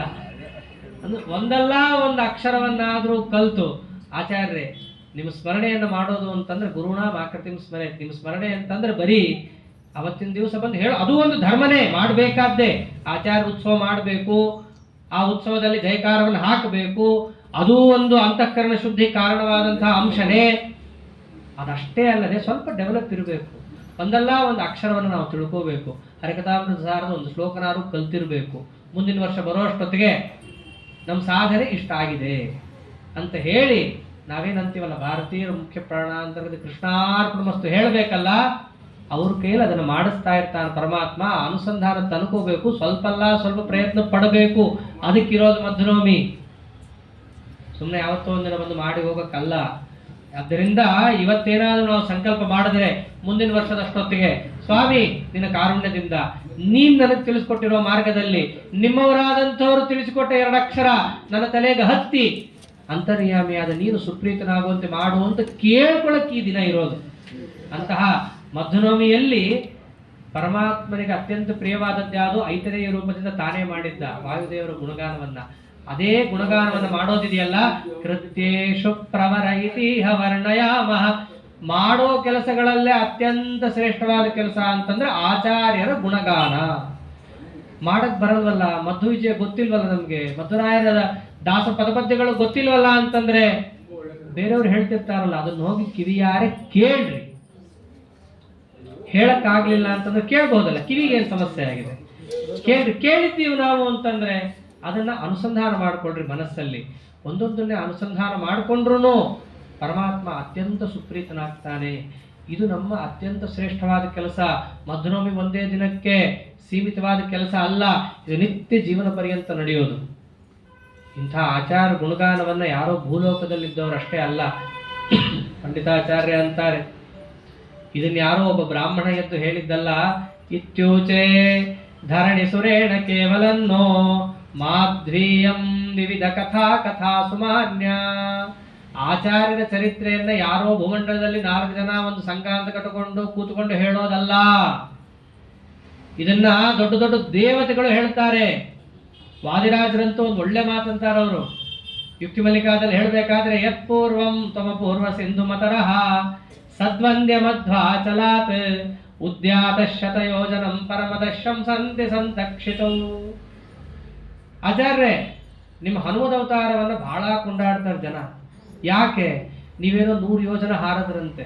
ಬೆಟ್ಟದ ಮೇಲಿಂದ ನಿಂತುಕೊಂಡು ಮಹೇಂದ್ರ ಪರ್ವತವನ್ನು ಏರಿ ಪರ್ವತದ ಮೇಲೆ ಪರ್ವತದಷ್ಟು ದೊಡ್ಡ ಶರೀರವನ್ನು ತಗೊಂಡು 100 ಯೋಜನೆ ಏನು ಹಾರದ್ರಲ್ಲ, ಅದನ್ನೇ ಜನ ಅತ್ಯಾಶ್ಚರ್ಯ ಅಂತಾರೆ.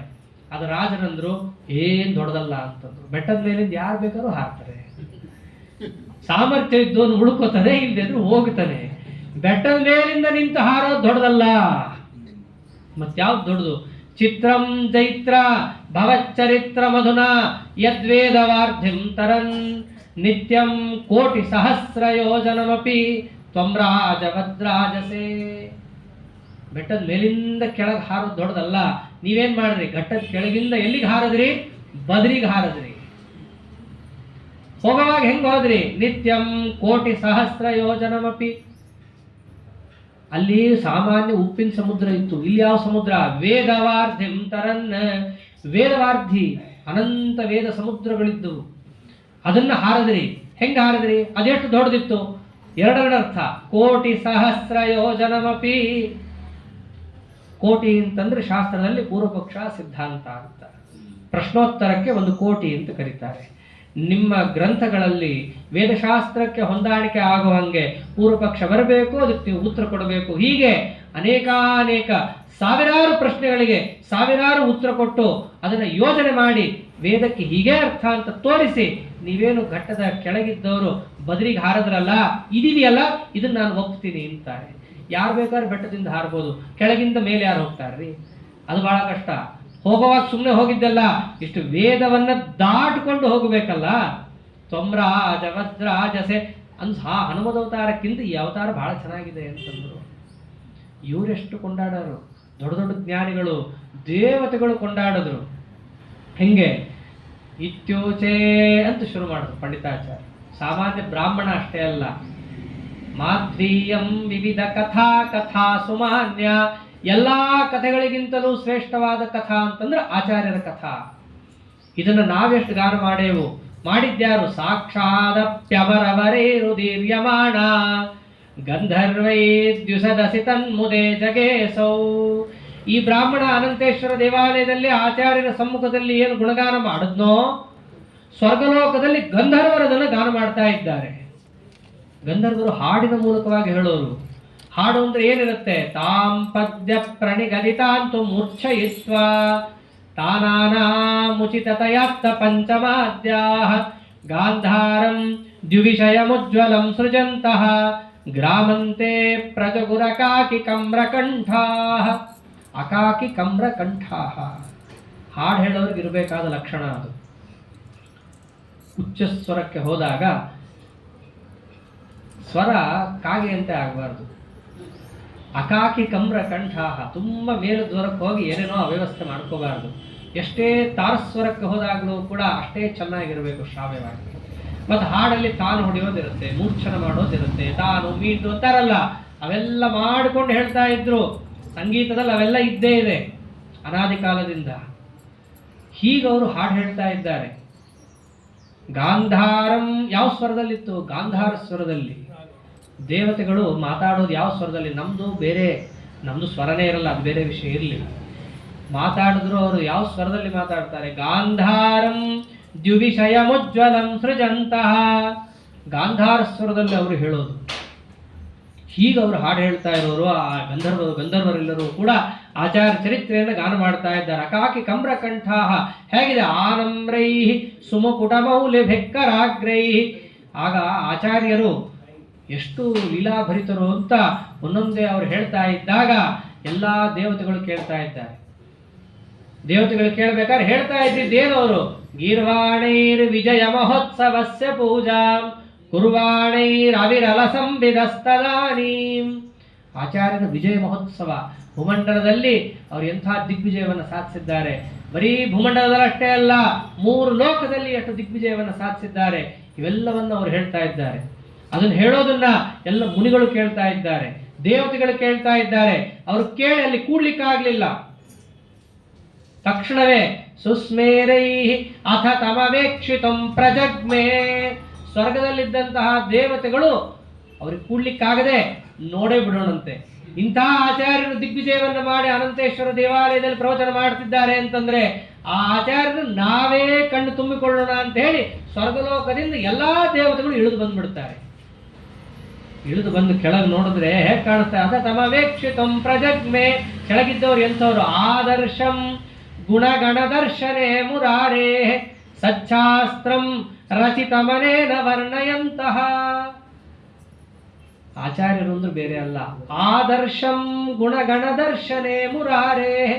ಪರಮಾತ್ಮ ಹೇಗಿದ್ದಾನೋ ಹಾಗೆ ಇದ್ದಾರೆ ಆಚಾರ್ಯರು. ಕನ್ನಡಿ ಮುಂದೆ ನಾವು ನಿಂತರೆ ಹೇಗೆ ನಮ್ಮ ಪ್ರತಿಬಿಂಬ ಕಾಣಿಸ್ಬೇಕು, ಹಾಗೆ ಪರಮಾತ್ಮನ ಸಾಕ್ಷಾತ್ ಪ್ರತಿಬಿಂಬ. ಆಭಾಸಕೋಸ್ಯ ಪವನಃ ಪವನಸ್ಯ ರುದ್ರಃ. ಪರಮಾತ್ಮನ ಸಾಕ್ಷಾತ್ ಪ್ರತಿಬಿಂಬ. ಅವನು ನೋಡಿದ್ರೆ ಪರಮಾತ್ಮನೇ ನೋಡ್ದಂಗೆ ದೇವತೆಗಳಿಗೆ.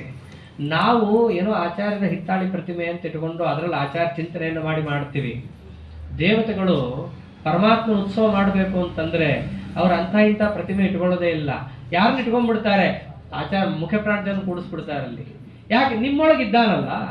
ಯಾವುದೋ ತಗಡನ್ನು ತಂದಿಟ್ಟು ಅದರೊಳಗೆ ನಾವು ಚಿಂತನೆಯನ್ನು ಮಾಡಿ ಅದರೊಳಗೆ ಪರಮಾತ್ಮನನ್ನ ಅನುಸಂಧಾನ ಮಾಡೋ ಬದಲು ನಿಮ್ಮೊಳಗೆ ಸಾಕ್ಷಾತ್ ಕೂತ್ಬಿಟ್ಟಿದ್ದಾನೆ. ಬೇರೆಯವರಲ್ಲಾದ್ರೆ ಆಗಾಗ ಎದ್ದು ಹೋಗ್ಬಿಡ್ತಾನೆ. ಆದ್ರೆ ನಿಮ್ಮಲ್ಲಿ ಹಂಗಲ್ಲ. ಕಲಿ ಹತ್ರ ಬರಕ್ ಸಾಧ್ಯ ಇಲ್ಲ.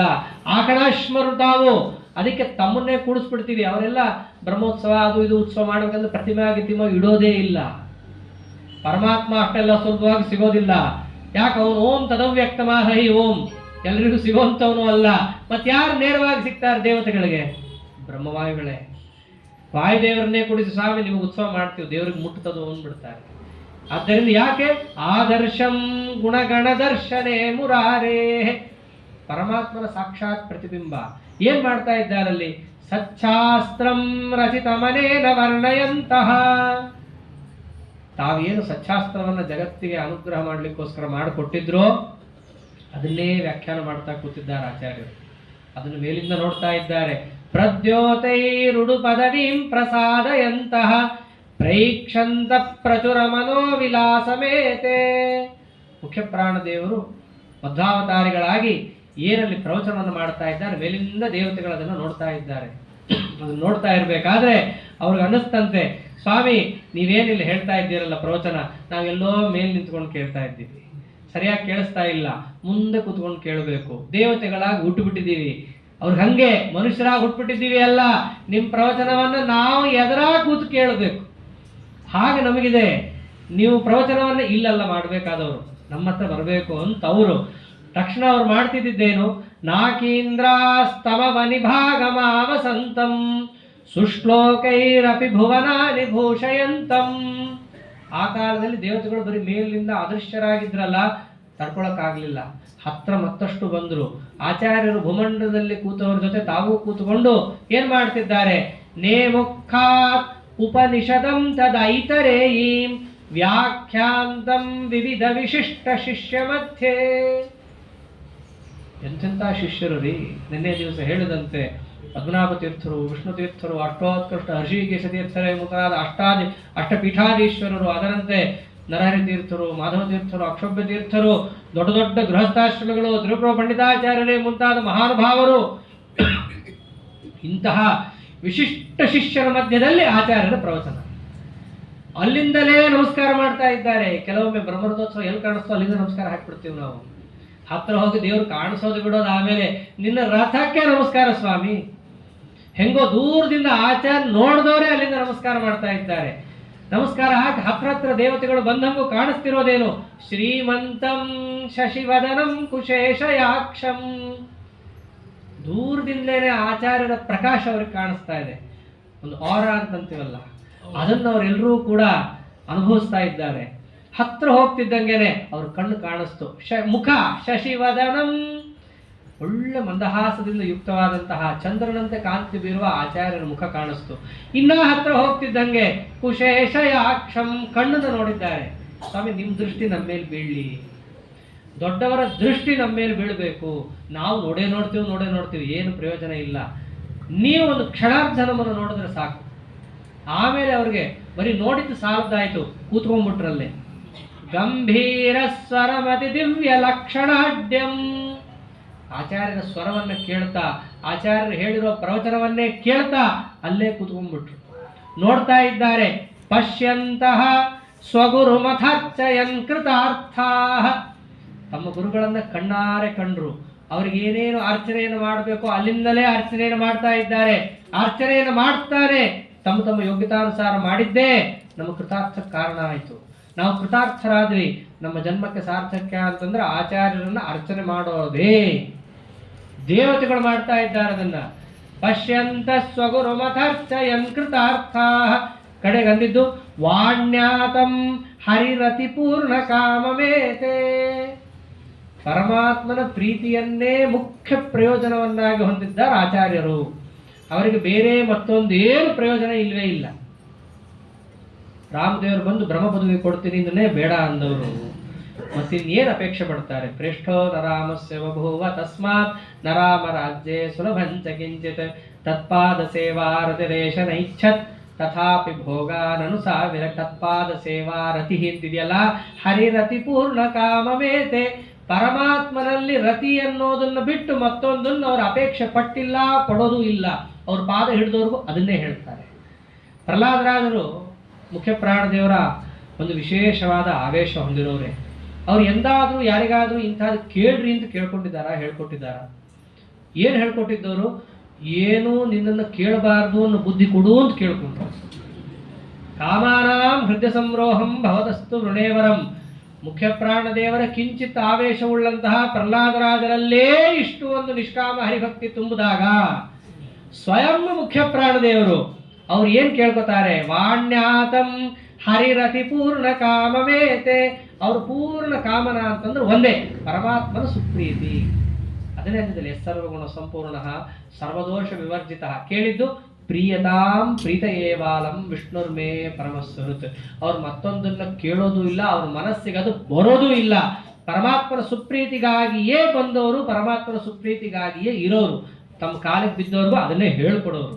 ಇಂತಹ ಆಚಾರ್ಯರನ್ನ ಅವರು ಸ್ತೋತ್ರ ಮಾಡಿದ್ದೆ. ಅಹರೋ ದುರಾಗಮ ತಮಸ್ವಗೋ ಗಣೈಹಿ ಅಕರೋರ್ ಮುಕುಂದ ಗುಣವೃಂದ ದರ್ಶನಂ ಅಜಯಃ ಚತುರ್ದಶ ಜಗಂತಿ ಸದ್ಗುಣೈಹಿ ಶರಣಂ ಗುರೋ ಕರುಣಯಾ ಪಿನೋ ಭವೇಃ. ಸ್ವಾಮಿ, ಏನೇನು ದುರ್ಜನರು ತಮ್ಮ ಮತವನ್ನ ಜಗತ್ತಿಗೆ ಹರಡಿ ಕತ್ತಲೆ ಅಂತೇನೇನು ಸೃಷ್ಟಿ ಮಾಡಿದ್ರಲ್ಲ, ಆ ಎಲ್ಲಾ ಕತ್ತಲೆಯನ್ನ ದುರಾಗಮ ತಮಃ ಸ್ವಗೋಗಣೈಹಿ, ನಿಮ್ಮ ವಾಕ್ಯಗಳು ಎಂಬ ಕಿರಣಗಳಿಂದ ಅದೆಲ್ಲವನ್ನೂ ಕೂಡ ಕತ್ತರಿಸಿ ಹಾಕಿದ್ದೀರಿ. ಅವರ ಪ್ರತಿಜ್ಞೆಯೂ ಇತ್ತದು. ದುಷ್ಟ ಪಕ್ಷ ದಮನ ಸ್ಥಿರ ಸಂಧಾಮ್ ಅಂತಿತ್ತು. ಯಾವ್ಯಾವ ದುರ್ಮತಗಳು ಅಂತಿದ್ದಾವೋ ಅದೆಲ್ಲವನ್ನೂ ಕೂಡ ನಾನು ಬಡಿತೀನಿ ಅಂತ ಹಾಗೆ ಮಾಡಿ ತೋರಿಸಿದ್ದೀರಿ. ಮಾಡಿದ್ರಿಂದ ಏನಾಯ್ತು? ಎಲ್ಲ ಕೊಳೆಯನ್ನ ತೆಗೆದಿದ್ದಕ್ಕೆ, ಪರ್ದೆಯನ್ನ ತೆಗೆದಿದ್ದಕ್ಕೆ ಎಲ್ಲ ಜಗತ್ತಿಗೂ ಏನ್ ಕಾಣಿಸ್ತು? ಅಕರೋಹ ಮುಕುಂದ ಗುಣವೃಂದ ದರ್ಶನಂ. ಮೊದಲಿಂದಲೂ ವೇದಶಾಸ್ತ್ರಗಳಲ್ಲಿ ಭಗವಂತನ ಗುಣಗಳ ಗಾನ ಇದ್ದೇ ಇದೆ. ಈ ದುರ್ಭಾಷ್ಯಗಳು ಅನ್ನೋ ಪರದೆ ಅಡ್ಡ ಬಂದಿತ್ತಲ್ಲ, ಅವ್ರಿಗೆ ಅದ್ಯಾವ ದರ್ಶನವೂ ಆಗ್ತಾ ಇರಲಿಲ್ಲ. ಮುಕುಂದ ಗುಣವೃಂದ ದರ್ಶನವನ್ನ ತಾವು ಮಾಡಿಸಿದ್ರಿ. ಪರದೆ ಹಾಕಿರೋದನ್ನ ತೆಗೆದ್ರೆ ಇರೋದು ಕಾಣ್ಬಿಡುತ್ತೆ, ತೆಗಿಬೇಕಲ್ಲ, ಅದೇ ದೊಡ್ಡ ಕೆಲಸ. ಅದನ್ನ ತಾವು ಮಾಡಿಸಿದ್ರಿ. ಇದರಿಂದ ಏನಾಯ್ತು? ಇದು ಬಹಳ ದೊಡ್ಡ ಗುಣ. ಪರಮಾತ್ಮನ ತತ್ವಜ್ಞಾನವನ್ನ ಮತ್ತೊಬ್ಬರಿಗೆ ಕೊಟ್ಟು ಅವರ ಅಜ್ಞಾನವನ್ನ ಪರಿಹಾರ ಮಾಡೋದು ಅಂತಿದೆಯಲ್ಲ, ಇದು ಎಲ್ಲದಕ್ಕಿಂತ ದೊಡ್ಡ ಗುಣ. ಪರಮಾತ್ಮನಿಗೆ ಅತ್ಯಂತ ಪ್ರಿಯವಾದದ್ದು. ಕೃಷ್ಣನೇ ಅಂತಾನೆ, ಜ್ಞಾನಿ ಪ್ರಿಯತಮೋ ಮತಃ. ಪ್ರಿಯೋ ಹಿ ಜ್ಞಾನಿನೋತ್ಯರ್ಥಂ ಅಹಂ ಸಚ ಮಮ ಪ್ರಿಯ. ಭಗವದ್ಗೀತೆಯಲ್ಲಿ ಕೃಷ್ಣ ಏನು ಹೇಳ್ತಾನೆ? ಜ್ಞಾನಯಜ್ಞ ಎಲ್ಲ ದ್ರವ್ಯ ಯಜ್ಞಕ್ಕಿಂತ ಜ್ಞಾನಯಜ್ಞ ಶ್ರೇಷ್ಠ ಅಂತ. ಶ್ರೇಯಾನ್ ಧರ್ಮಮಯ ದ್ರವ್ಯಮಯ ಯಜ್ಞ ಜ್ಞಾನಯಜ್ಞ ಪರಂತಪ. ನಾವೇನು ದ್ರವ್ಯಮಯವಾದ ಯಜ್ಞವನ್ನು ಮಾಡ್ತೀವಿ ಅದೆಲ್ಲದಕ್ಕಿಂತಲೂ ದೊಡ್ಡ ಯಜ್ಞ, ಪರಮಾತ್ಮನಿಗೆ ಅತ್ಯಂತ ಪ್ರಿಯವಾದದ್ದು ಅಂತಂದ್ರೆ ಜ್ಞಾನಯಜ್ಞ. ಆದ್ದರಿಂದ ಪರಮಾತ್ಮನ ಗುಣಗಳನ್ನು ಜಗತ್ತಿಗೆ ತಿಳಿಸ್ಕೊಡೋದು ಅನ್ನೋದಕ್ಕಿಂತ ದೊಡ್ಡ ಗುಣ ಮತ್ತೊಂದಿಲ್ಲ. ಅದನ್ನು ಹಂಗೆ ಹಿಂಗೆ ಅಲ್ಲ, ಪೂರ್ಣ ಮಟ್ಟದಲ್ಲಿ ತಿಳಿಸ್ಕೊಟ್ಟಂತಹ ಪೂರ್ಣ ಪ್ರಜ್ಞರು ತಾವು ಅಂತ ಹೇಳಿ ಈ ಗುಣದಿಂದಲೇ ಅದಯ ಚತುರ್ದಶ ಜಗಂತಿ ಸದ್ಗುಣೈ, 14 ಲೋಕವನ್ನು ಈ ಗುಣದಿಂದ ಗೆದ್ರಿ. ಒಬ್ಬ ಮನುಷ್ಯನನ್ನು ಹೊಡೆದು ಗೆಲ್ಲಕ್ಕಾಗಲ್ಲ, ಗುಣದಿಂದ ಗೆಲ್ಲಬಹುದು. ನೀವು ಆಡೋ ಒಳ್ಳೆ ಮಾತಿಂದ ಗೆಲ್ಲಬಹುದು, ನಿಮ್ಮಲ್ಲಿರುವಂತಹ ಸತ್ ಸ್ವಭಾವದಿಂದ ಅವರನ್ನು ಗೆಲ್ಲಬಹುದು. ಅಂತಹದ್ದು ನೀವು ಎಷ್ಟು ಜನರನ್ನು ಗೆದ್ದಿದ್ದು? 14 ಲೋಕವನ್ನೇ ನೀವು ಗೆದ್ದಿದ್ದೀರಿ. ಅಂತಹ ಗುರುಗಳೇ, ನೀವೇ ನಮಗೆ ಶರಣಂ ಗುರೋ ಕರುಣಯ ಪಿನೋ ಭವೇ. ನೀವೇ ನಮ್ಮ ಗುರುಗಳು, ನಿಮ್ಮ ಪಾದಕ್ಕೆ ನಾವು ಬಿದ್ದಿದ್ದೀವಿ, ನಮ್ಮ ಮೇಲೆ ತಾವು ಕರುಣವನ್ನು ಮಾಡಿರಿ. ತಾವು ಯಾರು ಅಂತ ಹೇಳಿ ದೇವತೆಗಳೇ ಪುನಃ ನಮಸ್ಕಾರವನ್ನು ಮಾಡುತ್ತಾ, ನಮಸ್ತೆ ಪ್ರಾಣೇಶ ಪ್ರಣತ ವಿಭವಾಯಾವ ನಿಮಗಾಃ, ನಮಃ ಸ್ವಾಮಿನ್ ರಾಮ ಪ್ರಿಯತಮ ಹನುಮನ್ ಗುರುಗುಣ, ನಮಸ್ತುಭ್ಯಂ ಭೀಮ ಪ್ರಬಲತಮ ಕೃಷ್ಣೇಷ್ಟ ಭಗವನ್, ನಮಃ ಶ್ರೀಮನ್ ಮಧ್ವ ಪ್ರದಿಶ ಸುದೃಶನ್ನೋ ಜಯ ಜಯ. ನೀವ್ಯಾರು? ಸಾಕ್ಷಾತ್ ಮುಖ್ಯ ಪ್ರಾಣದೇವರೇ. ಪ್ರಾಣೇಶ, ಸಮಸ್ತ ಪ್ರಾಣಗಳು ಇಂದ್ರಿಯಗಳು ಅಂತೇನೇನಿದ್ದಾವೆ ನಮ್ಮೊಳಗೆ, ಆ ಎಲ್ಲ ಇಂದ್ರಿಯಗಳಿಗೂ ನಿಯಾಮಕರಾಗಿ ಒಳಗಿರೋರು ಹೊರಗಿರೋರು ತಾವೇ. ಅಂತಹ ತಾವು ಪ್ರಣತ ವಿಭವ ಯಾವ ನಿಮಗಾಹ, ಪರಮಾತ್ಮ ಹೇಳಿದ ಆದೇಶಕ್ಕಾಗಿ ಭೂಮಿಗೆ ಬಂದ್ರಿ. ಏನು ಇದೊಂದೇ ಅಲ್ಲ ಬಂದಿದ್ದು, 3 ಅವತಾರದಿಂದ ತಾವು ಬಂದದ್ದು. ಅನಂತ ಅವತಾರಗಳಿವೆ ಮುಖ್ಯ ಪ್ರಾಣದೇವರಿಗೆ. ಕಪಿಲನಾಮಕ ಪರಮಾತ್ಮನನ್ನ ಸೇವಾ ಮಾಡಲಿಕ್ಕೆ 3 ಕೋಟಿ ರೂಪವನ್ನು ತಗೊಂಡಿದ್ದಾರೆ ಅಂತ ಇರೋದು. ಇಂತಹ ಮುಖ್ಯ ಪ್ರಾಣದೇವರು 3 ಕೋಟಿ ರೂಪವನ್ನು ತಗೊಂಡಿದ್ರು. ವಿಶೇಷವಾಗಿ ಕಲಿಯುಗದಲ್ಲಿ ತಾವೇ ತಿಳಿಸಿಕೊಟ್ಟ ಹಾಗೆ ಯಾವ ರೂಪವನ್ನ 3 ರೂಪಗಳನ್ನು ತೋರಿಸಿದ್ರು. ಒಂದು ಹನುಮ, ಭೀಮ, ಮಧ್ವ. ಅದನ್ನು ಅವರೇ ಹೇಳಿದ್ದಾರೆ ಭಾಷ್ಯದಲ್ಲಿ. ಯಸ್ಯತ್ರೀಂ ಯುದಿತಾನಿ ವೇದವಚನೆ ರೂಪಾಣಿ ದಿವ್ಯಾಂಜಲಂ ಭಟ್ಟದರ್ಶದ ಮಿಥಮೇವ ನಿಹಿತಂ ದೇವಸ್ಯ ಭರ್ಗೋ ಮಹತ್ ವಾಯೋ ರಾಮ ವಚೋನಿಯಂ ಪ್ರಥಮಕಂ ಪೃಕ್ಷೋ ದ್ವಿತೀಯಂ ಮಗುಃ ಮಧ್ವೋ ಯತ್ತು ತೃತೀಯಕಂ ಕೃತಮಿದಂ ಭಾಷ್ಯಂ ಹರೌತೇನಹಿ. ಅವರೇ ತಿಳಿಸಿದಂತೆ 3 ರೂಪಗಳು ಅಂತೇನಿದ್ದಾವೆ. ಅಂತಹ ಆಚಾರ್ಯರ ವಿಶೇಷವಾದ 3 ರೂಪಗಳಲ್ಲಿ ಉಪಾಸ್ಯವಾದದ್ದು ಅಂತಹದ್ದು ನಮಸ್ವಾಮಿನ್ ರಾಮ ಪ್ರಿಯತಮ ಹನುಮನ್ ಗುರುಗುಣ. ಅಂತಹ ರಾಮಚಂದ್ರ ದೇವರಿಗೆ ಅತ್ಯಂತ ಪ್ರಿಯತಮರಾದಂತಹ ಹನುಮದ್ ರೂಪಿಗಳಾದಂತಹ ಮಧ್ವರೇ ನಿಮಗೆ ನಮಸ್ಕಾರ. ಮತ್ತೆ ಇನ್ನೊಂದು ರೂಪ ಯಾವುದು? ನಮಸ್ತುಭ್ಯಂ ಭೀಮ ಪ್ರಬಲತಮ ಕೃಷ್ಣೇಷ್ಟ ಭಗವನ್. ಯಾದವ ಕೃಷ್ಣನಿಗೆ ಅತ್ಯಂತ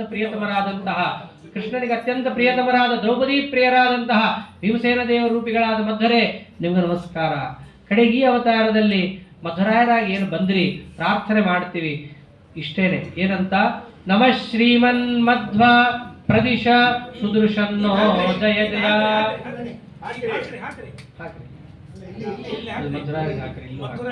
ನಮಃ ಶ್ರೀಮನ್ ಮಧ್ವ ಪ್ರದಿಶ ಸುದೃಶನ್ನೋ ಜಯ ಜಯ. ಹೀಗೆ ಆಚಾರ್ಯರನ್ನ ತಾವು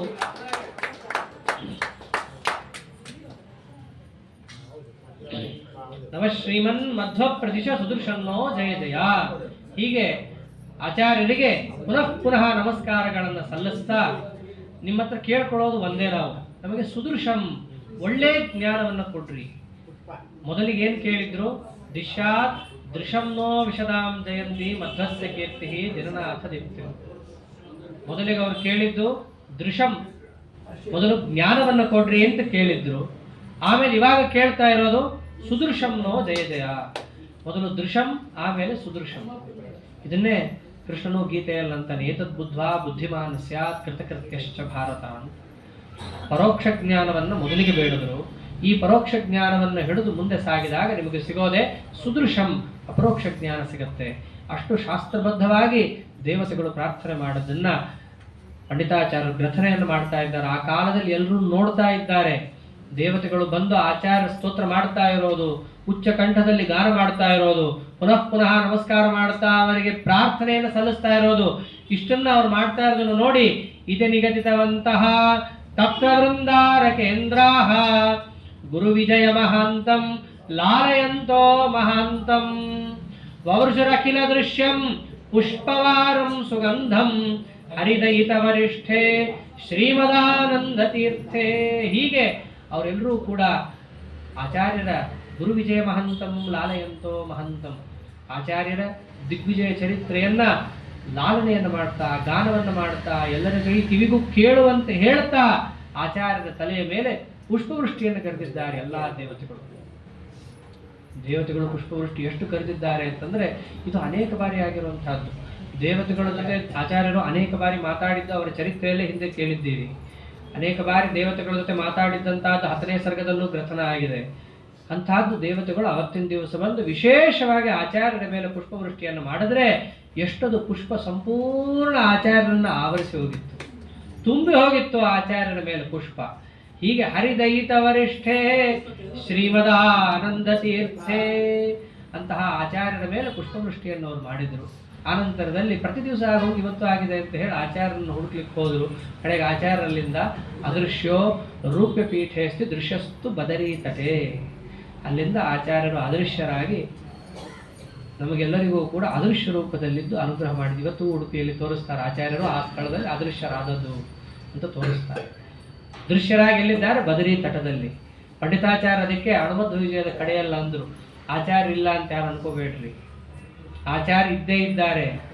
ಇದ್ದು ಎಲ್ಲರಿಗೂ ಅನುಗ್ರಹ ಮಾಡ್ತಿರ್ತಾರೆ. ಎಲ್ಲಿ ಮಾಡ್ತಾರೆ? ಮಧ್ವೋ ದೇದೀಪ್ಯತೆ ಸೌ ಜಗತಿ ವಿಜಯತೆ ಸತ್ಸಭಾಮಂಗಲಾಯ. ವೇದವ್ಯಾಸ ದೇವರ ಹತ್ರ ಕೂತ್ಕೊಂಡು ಅವ್ರು ಏನ್ ಮಾಡ್ತಿದ್ದಾರೆ ಅಂದ್ರೆ ನಮಗೋಸ್ಕರನೇ ಹೋಗಿದ್ದಾರೆ ಅಂತಂದ್ರು. ಯಾಕಂದ್ರೆ ಅವ್ರು ಬದರಿಗೆ ಹೋದಾಗೆಲ್ಲ ನಮ್ಮ ಮುಂದೆ ಏನೋ ತಂದುಕೊಟ್ಟಿದ್ದಾರೆ. ಆಚಾರ್ಯರು ಮೊದಲನೇ ಸರ್ತಿ ಬದರಿಗೆ ಹೋದ್ರು, ಭಾಷೆ ತಂದುಕೊಟ್ರು. 2ನೇ ಸರ್ತಿ ಬದರಿಗೆ ಹೋದ್ರು, ತಾತ್ಪರ್ಯ ನಿರ್ಣಯ ತಂದುಕೊಟ್ರು. ಈಗಲೂ ಬದರಿಗೆ ಹೋಗಿದ್ದಾರೆ ಅಂತಂದ್ರೆ ಬಹುಶಃ ನಮಗೋಸ್ಕರನೇ ಹೋಗಿದ್ದಾರೆ ಅಂತಂದಿದ್ರು. ನಮಗೋಸ್ಕರ ಯಾಕೆ ಹೋಗಿದ್ದು? ಅವ್ರು ಪ್ರಾರ್ಥನೆ ಮಾಡ್ಬೇಕಲ್ಲ ನಮಗೋಸ್ಕರ. ಮಧ್ವೋ ದೇದೀಪ್ಯತೆ ಸೌ ಜಗತಿ ವಿಜಯತೆ ಸತ್ಸಭಾ ಮಂಗಳಾಯ. ಸ್ವಾಮಿ ನನ್ನ ಸಿದ್ಧಾಂತವನ್ನು ಅವ್ರಿಗೆಲ್ರಿಗೂ ಹೇಳ್ಕೊಟ್ಟಿದ್ದೀನಿ. ಅವರು ತಮ್ಮ ಯೋಗ್ಯತಾನುಸಾರ ಎಷ್ಟು ಬೇಕೋ ಅಷ್ಟು ತಿಳ್ಕೊಂಡಿದ್ದಾರೆ. ಮುಂದಿನ ಜವಾಬ್ದಾರಿ ನಿಂದು, ಅವರಿಗೆ ಪರಮಮಂಗಳವನ್ನು ಉಂಟು ಮಾಡುವಂತಹ ಜವಾಬ್ದಾರಿ ನಿಂದು ಅಂತ ಪರಮಾತ್ಮನ ಹತ್ರ ಪ್ರಾರ್ಥನೆ ಮಾಡಲಿಕ್ಕೆ ಬದರಿಗೆ ಹೋಗಿದ್ದಾರೆ ಆಚಾರ್ಯರು. ಅಷ್ಟೇ ಅಲ್ಲ, ಎಲ್ಲಾದರೂ ಕೂಡ ಆಚಾರ್ಯರ ಚರಿತ್ರೆಯನ್ನು ಯಾರು ಗುಣಗಾನವನ್ನು ಮಾಡ್ತಾ ಇದ್ದರೆ ಸತ್ಸಭಾ ಮಂಗಲಾಯ. ಸಭಾ ಅಂತಂದ್ರೆ ಏನೋ 4 ಜನ ಸೇರ್ಕೊಂಡು ಕವಕವ ಮಾಡೋದು ಸಭಾ ಅಲ್ಲ. ಎಲ್ಲಿ ಸಜ್ಜನರು ಸೇರಿರ್ತಾರೋ, ಪರಮಾತ್ಮನ ತತ್ವದ ವಿಚಾರ ಎಲ್ಲ ಆಗ್ತಾ ಇರುತ್ತೋ ಅದು ನಿಜವಾದ ಸಭಾ. ಅಂತಹ ಸಭಾ ಎಲ್ಲಿ ನಡೀತಾ ಇರುತ್ತೋ, ಆದ್ದರಿಂದ ಇದೊಂದು ಸಭಾನೇ. ಆದ್ದರಿಂದ ಈ ಸಭೆಗೆ ಪರಮಮಂಗಳವನ್ನು ಉಂಟು ಮಾಡಲಿಕ್ಕೋಸ್ಕರ ಆಚಾರ್ಯರು ಇಲ್ಲೇ ಸನ್ನಿಹಿತರಾಗಿದ್ದಾರೆ ಕೂಡ. ಮುಖ್ಯ ಪ್ರಾಣದೇವರು ಇಲ್ಲಿ ವ್ಯಾಸರಾಜರಿಂದ ಪ್ರತಿಷ್ಠಿತರಾದ ಹನುಮಪ್ಪ ಇದ್ದೇ ಇದ್ದಾನೆ. ಇಂತಹ ಸ್ಥಳದ ಒಂದು ರೂಪದಲ್ಲಿ ಇದ್ದೇ ಇದ್ದಾನೆ. ವಿಶೇಷವಾಗಿ ಇವತ್ತಿನ ದಿವಸ ಅವರ ಗುಣಗಾನವನ್ನ ಮಾಡಿದಂಥ ಸ್ಥಳದಲ್ಲಿ ತಮ್ಮ ಸನ್ನಿಧಾನವನ್ನಿಟ್ಟು ಕೇಳಿದ ವ್ಯವಸ್ಥೆ ಮಾಡಿದ ಎಲ್ಲ ಆಸ್ತಿಕರಿಗೂ ಕೂಡ ಅನುಗ್ರಹವನ್ನು ಮಾಡಲಿಕ್ಕೆ ಆಚಾರ್ಯರು ಇದ್ದೇ ಇದ್ದಾರೆ, ಪರಮಮಂಗಳವನ್ನು ಮಾಡಲಿಕ್ಕೆ ಇದ್ದೇ ಇದ್ದಾರೆ. ಇಷ್ಟನ್ನು ಹೇಳಿದ ಪಂಡಿತಾಚಾರ್ಯರಿಗೆ ಬಾಯಿ ನಿಂತು ಹೋಯಿತು, ಗಂಟಲು ಬಿಗಿದು ಬಂತು. ಇಷ್ಟಕ್ಕೆ ಅವರು ತಮ್ಮ ಗ್ರಂಥವನ್ನು ಉಪಸಂಹಾರ ಮಾಡ್ತಾ ಇದ್ದಾರೆ. ಹರಿದಯಿತ ವರಿಷ್ಠೆ ಶ್ರೀಮದ್ ಆನಂದ ತೀರ್ಥೆ. ಆನಂದ ತೀರ್ಥ ಭಗವತ್ಪಾದಾಚಾರ್ಯರು ಅವರ ಚರಿತ್ರೆಯನ್ನ ಅದ್ಭುತವಾಗಿ ತಿಳಿಸಿಕೊಟ್ಟಿದ್ದಾರೆ. ಸುಮಧ್ವಿಜಯ ಅಂತ ನಮ್ಮ ಆಚಾರ್ಯರ ಮನೆಯಲ್ಲಿ ಮಧ್ವಿಜಯವನ್ನು ಹೇಳದಿದ್ರೆ ಊಟ ಮಾಡೋ ಹಾಗಿಲ್ಲ. ಅಷ್ಟೇ ಅಲ್ಲ, ಎಲ್ಲ ಕಡೆಯಲ್ಲೂ ಇರೋ ಸಂಪ್ರದಾಯ ಅದೇ. ಏನು ಗೊತ್ತೋ ಬಿಡ್ತೋ, ಕಾಂತಾಯ ಕಲ್ಯಾಣ ಹೇಳುತ್ತಂದ್ಬಿಡ್ತಾರೆ, ಅದು ಏನೂ ಸಹಿತ ಗೊತ್ತಿರಲ್ಲ. ಆದ್ರೆ ಅದಂತೂ ಬಂದಿದೆ ನಮ್ಮ ಪರಂಪರೆಯಲ್ಲಿ. ನಾವು ಹೆಮ್ಮೆ ಪಡಬೇಕು. ನಮ್ಮ ಹಿರಿಯರು ಎಷ್ಟು ಚೆನ್ನಾಗಿ ಹಾಕೊಟ್ಟಿದ್ದಾರೆ ನಮಗೆ ಅಂತ. ಒಂದಲ್ಲ ಒಂದು ಶ್ಲೋಕ ಹೇಳಾದ್ರೂ ನಾವು ಊಟ ಮಾಡ್ತೀವಿ. ಸತ್ಯಧ್ಯಾನ ತೀರ್ಥರ ಕಾಲದಲ್ಲಂತೂ 16 ಸರ್ಗವನ್ನು ಹೇಳಿ ತೀರ್ಥ ಕೊಡಬೇಕಾದ್ರೆ ಆನಂತರ ಊಟ ಮಾಡಿಸ್ತಾ ಇದ್ರಂತು. ಅದಕ್ಕೇನೆ ಅವರು ತೀರ್ಥ ಕೊಡುವಾಗ ಒಬ್ರು ಹೇಳ್ತಾ ನಿಲ್ಬೇಕು ಪಕ್ಕದಲ್ಲಿ. ತೀರ್ಥ ಕೊಡ್ಬೇಕಾದ್ರೆ 16 ಸರ್ಗ ಹೇಳ್ತಿದ್ರು ಅಂತ ಅವ್ರಿಗೊಂದು ಬಿರುದು ಕೊಟ್ರು, ಆನಂದ ತೀರ್ಥ ಅಂತ. ಸತ್ಯಬಿಂದು ಭೀಮಸೇನಾಚಾರ ಅಂತಾರಲ್ಲ, ಅವ್ರಿಗೆ ಸತ್ಯಧ್ಯಾನ ತೀರ್ಥ ಆನಂದ ತೀರ್ಥ ಅಂತ ಬಿರುದು ಕೊಟ್ಟಿದ್ದು. ಆಗಿನ ಕಾಲದವರು ಅದನ್ನೇ ಹಿಡಿದು ಮುಂದಿದ್ದು. ಇನ್ನು ಮಂತ್ರಾಲಯ ಪ್ರಭುಗಳಿಗಂತೂ ಎಷ್ಟು ಭಕ್ತಿ. ಪ್ರಾತಃ ಸಂಕಲ್ಪ ಗದ್ದೆ ಬೇರೆ ಅಲ್ಲ, ಮಧ್ವಿಜಯ ಬೇರೆ ಅಲ್ಲ. ಅವರು ಕೊಟ್ಟ ಒಂದೊಂದು ವಿಶೇಷಣನು ಒಂದೊಂದು ಸರ್ಗದ ಸಾರ ಸಂಗ್ರಹಣೆ, ಸರ್ವಮೂಲದ ಸಾರ, ಸುಮಧ್ವಿಜಯದ ಸಾರ, ಸಮಸ್ತ ಶಾಸ್ತ್ರಾರ್ಥ ಸಾರ. ಅಂತಹ ಪ್ರಾತಃ ಸಂಕಲ್ಪ ಗದ್ದೆ ಅವರಂತೂ ಎಷ್ಟು ವಿನೀತರು. ಮಧ್ವಿಜಯಕ್ಕೆ ವ್ಯಾಖ್ಯಾನ ಮಾಡೋಷ್ಟೆಲ್ಲ ನಮ್ಮ ಯೋಗ್ಯತೆ ಅಲ್ಲ ಅಂದ್ಬಿಟ್ರು. ಅಂದ್ರೆ ಅವರೇ ಹಂಗಂತಿರ್ಬೇಕಾದ್ರೆ ಮಧ್ವಿಜಯ ಇನ್ನೆಷ್ಟು ದೊಡ್ಡ ಗ್ರಂಥ. ಅವ್ರು ಅದಕ್ಕೆ ಯಾವುದಕ್ಕೆ ವ್ಯಾಖ್ಯಾನ ಮಾಡಿದ್ರು? ಸ್ವಾಮಿ, ನಾವು ಅನುಮಧ್ವ ವಿಜಯಕ್ಕೆ ವ್ಯಾಖ್ಯಾನ ಮಾಡ್ತೇವೆ. ಆ ವಿನಯಕ್ಕೆ, ಶ್ರದ್ಧೆಗೆ, ಭಕ್ತಿಗೆ, ತತ್ವಜ್ಞಾನಕ್ಕೆ ಒಲಿದು ಸಾಕ್ಷಾತ್ ವಿದ್ಯಾಧಿ ದೇವತೆಯೇ ಬಂದು ತಂದು ಕೂಡಿಸ್ಬಿಟ್ಲು ಪೀಠದಲ್ಲಿ. ನೀ ಕೂತ್ಕೋ, ನೀ ಕೂತು 4 ಜನ ನಾಳೆ ಅಂಗಾರಕ್ಷತೆ ಹಚ್ಕೋತಾರೆ. ಈಗ ಎಷ್ಟೋ ಜನಕ್ಕೆ ಮಧ್ವಾಚಾರ್ಯ ಗೊತ್ತೋ ಇಲ್ಲವೋ ಗೊತ್ತಿಲ್ಲ, ರಾಯರ್ ಗೊತ್ತು. ಅಷ್ಟು ಭಜತಾಂ ಕಲ್ಪವೃಕ್ಷಾಯ ನಮತಾಂ ಕಾಮಧೇನವೇ. ಇಷ್ಟು ಯಾಕೆ ಮೆರೆಸಿದ ಪರಮಾತ್ಮ? ಹನುಮಪ್ಪನ ಪ್ರತೀಕದ ಮುಂದೆ ಯಾರನ್ನ ಇಟ್ಕೊಂಡ್ಬಿಟ್ಟ? ಅವನು ಮುಖವಾಡ ರಾಯರ ವೃಂದಾವನ ಇಟ್ಕೊಂಡ. ಎಲ್ಲೇ ಹೋಗ್ಲಿ ಅವ್ರ ವೃಂದಾವನ ಇದ್ರು ಊಟ ಹುಟ್ಟುತ್ತೆ ಅನ್ನೋಷ್ಟು ರಾಯರನ್ನ ಮೆರೆಸಲಿಕ್ಕೆ ಕಾರಣವಾದ ಗ್ರಂಥ ಯಾವುದು ಅಂತಂದ್ರೆ ಆಚಾರ್ಯರ ಗುಣಗಾನನೇ. ಅಲ್ಲೂ ಕೂಡ ಅನುಮಧ್ವ ವಿಜಯಕ್ಕೆ ಅವರೇನು ಮಹಾಭಾಷ್ಯಂ ವೆಂಕಟನಾಥಾಚಾರ್ಯರಾಗಿದ್ದಾಗ ಮಹಾಭಾಷ್ಯಕ್ಕೆ ದೊಡ್ಡ ಪಂಡಿತರವರು. ಪಂಡಿತರೆಲ್ಲ ಚಿಕ್ಕ ಚಿಕ್ಕ ಕಾವ್ಯಕ್ಕೆ ಯಾಕೆ ವ್ಯಾಖ್ಯಾನ ಮಾಡ್ತಾರೆ? ಮಾಡೋದಕ್ಕೆ ನ್ಯಾಯ ಸುಧಾಗ ಮಾಡ್ತೀನಿ ಅಂತ ಹೋಗ್ಬೋದಿತ್ತು, ಹೋಗ್ಲಿಲ್ಲ. ಯಾಕೆ? ಅಪ್ಪೇವಂ ಭುವನ ಗುರೋ ಕೃತಾನುವಾದ ಕೃತ್ಯೇಷು ಪ್ರವರ ಇತಿಹ ವರ್ಣಯಾಮಃ. ದೊಡ್ಡವರ ಚರಿತ್ರೆಯನ್ನ ಗುಣಗಾನ ಮಾಡೋದಕ್ಕಿಂತ ದೊಡ್ಡದಾದಂತಹ ಕೆಲಸ ಇಲ್ಲ. ಆಚಾರ್ಯರ ಅನುಮಧ್ವ ವಿಜಯಕ್ಕೆ ಮಾಡುವಂತಹ ವ್ಯಾಖ್ಯಾನಕ್ಕಿಂತ ದೊಡ್ಡದಿಲ್ಲ ಅಂತ ಅದಕ್ಕೆ ವ್ಯಾಖ್ಯಾನ ಮಾಡಿದ್ರು. ಅವರಿಗೂ ಅದೇ ಕಾಪಾಡಿದ್ದು. ವಿಷ್ಣು ತೀರ್ಥರಂತೂ ನಿತ್ಯ ಮಧ್ವ ವಿಜಯವನ್ನ ಹೇಳಿದು ಊಟ ಮಾಡ್ತಿರ್ಲಿಲ್ಲ. ಅವ್ರ ಚರಿತ್ರೆಯಲ್ಲಿ ಬರುತ್ತೆ. ಆರಣ್ಯಕಾಚಾರ್ಯರು ವಾನಪ್ರಸ್ಥದಲ್ಲಿದ್ದವರು, ಎಂಥ ದೊಡ್ಡ ಶ್ರೀಮಂತರು, ಎಲ್ಲವನ್ನ ಬಿಟ್ಬಿಟ್ಟಿದ್ರು. ಕಾಡಿಗೆ ಹೋಗಿರೋರು ಊಟಕ್ಕಂತೂ ಬೇಕಲ್ರಿ. ಎಷ್ಟು ದಿನ ಅಂತ ಕಾಡಲ್ಲಿ ಹುಡ್ಕೊಂಡು ತರ್ತಾರೆ. ಒಂದಿನ ಹೆಂಡತಿ ಸಾಕಾಗಿ ಇವತ್ತೇನಿಲ್ಲ, ಏನ್ ಮಾಡ್ತಿರೋ ಮಾಡ್ರಿ ಅಂತಂದಿದ್ದಕ್ಕೆ ನಿತ್ಯ ತಮ್ಮ ಆಸನದ ಕೆಳಗೆ ಒಂದು ತಗಡು ಹಾಕೊಂಡು ಕೂಡ್ತಾ ಇದ್ರಲ್ಲ. ಮಧ್ವಿಜಯವನ್ನು ಪಾರಾಯಣ ಮಾಡಿದ್ರು, ಆ ತಗಡು ಬಂಗಾರ ಆಯಿತು. ಚರಿತ್ರೆಯಲ್ಲಿ ಆಚಾರ್ಯರು ಅನ್ನವನ್ನು ಕೊಡ್ತಾರೆ, ಆಯುಷ್ಯವನ್ನು ಕೊಡ್ತಾರೆ, ಆರೋಗ್ಯವನ್ನು ಕೊಡ್ತಾರೆ, ವಿದ್ಯೆಯನ್ನ, ಬುದ್ಧಿಯನ್ನ. ಆಚಾರ್ಯರ ಪ್ರತಿರೂಪ 32 ಲಕ್ಷಣಾತ್ಮಕವಾದ ಆಚಾರ್ಯರು ಬೇರೆ ಅಲ್ಲ. ಅವರ ಚರಿತ್ರೆಯನ್ನು ತಿಳಿಸಿಕೊಡುವಂತಹ ಶ್ರೀಮದ್ ಸುಮಧ್ವ ವಿಜಯ ಬೇರೆ ಅಲ್ಲ. ಅವರ ಸಂಪೂರ್ಣ ಅನುಗ್ರಹ ಏನಾದ್ರೂ ಆಗಬೇಕು ಅಂತಂದ್ರೆ ಮಧ್ವ ವಿಜಯವನ್ನು ಆತ ಸಂಪೂರ್ಣ ಹೃದ್ಗತ ಮಾಡ್ಕೋಬೇಕು, ಕಂಠಸ್ಥ ಮಾಡ್ಕೋಬೇಕು. ಅವರಲ್ಲಿರೋ ಸನ್ನಿಧಾನನೇ ಬೇರೆ. 16 ಸರ್ಗಕ್ಕೆ 16 ಫಲವನ್ನು ಹೇಳಿದ್ದಾರೆ ಮಹಾನುಭಾವರು. ವಿಷ್ಣು ತೀರ್ಥರಂತೂ ನಿಮ್ಮಲ್ಲಿ ಭಗವತ್ ಸನ್ನಿಧಾನ ಬೇಕಾ? ಮೊದಲನೇ ಸರ್ಗ ಪಾರಾಯಣ ಮಾಡ್ರಿ. ನಿಮ್ಮಲ್ಲಿರೋ ಗುಣಗಳು ಏನೇನಿದ್ದಾವೆ ಅದು ಹೊರಗೆ ಬರಬೇಕಾ? 2ನೇ ಸರ್ಗ ಪಾರಾಯಣ ಮಾಡ್ರಿ. ನಿಮ್ಮ ಸ್ವರೂಪ ನಿಮಗೆ ಗೊತ್ತಾಗಬೇಕಾ? 3ನೇದು ಪಾರಾಯಣ ಮಾಡ್ರಿ. ನಿಮ್ಮ ಸಾಧನ ಸಂಪತ್ತು ನಿಮಗೆ ಬರಬೇಕು ಅಂದ್ರೆ 4ನೇದು ಪಾರಾಯಣ ಮಾಡ್ರಿ. ಶಾಸ್ತ್ರದಲ್ಲಿ ನಿಮಗೆ ಒಳ್ಳೆ ಗತಿ ಬರಬೇಕಾ? 5ನೇದು ಪಾರಾಯಣ ಮಾಡ್ರಿ. ಶಾಸ್ತ್ರ ಗತಿ ಬಂತು, ವಿಚಾರ ಮಾಡೋ ಶಕ್ತಿ ಬರಬೇಕು, 6ನೇ ಸರ್ಗ. ಅದರಂತೆ ನಿಮಗೆ ಉಪಾಸ್ಯವಾದ ಮೂರ್ತಿ ಗೊತ್ತಾಗಬೇಕು, 7ನೇ ಸರ್ಗ. ನೇರೂಪ ಪ್ರಬೋಧನಂ. ಅದರಂತೆ ಉಪಾಸನೆ ಎಂಬುದರಲ್ಲಿ ಅತಿಶಯ ಸಂಪಾದನೆ ಮಾಡಬೇಕಂದ್ರೆ 8ನೇ ಸರ್ಗ. ನಿಮಗೆ ದೃಢವಾದ ಹರಿಗುರು ಭಕ್ತಿ ಬರಬೇಕು ಅಂದ್ರೆ 9ನೇ ಸರ್ಗವನ್ನ ಹೇಳಬೇಕು ಅಂತ ಹೇಳಿದ್ದಾರೆ.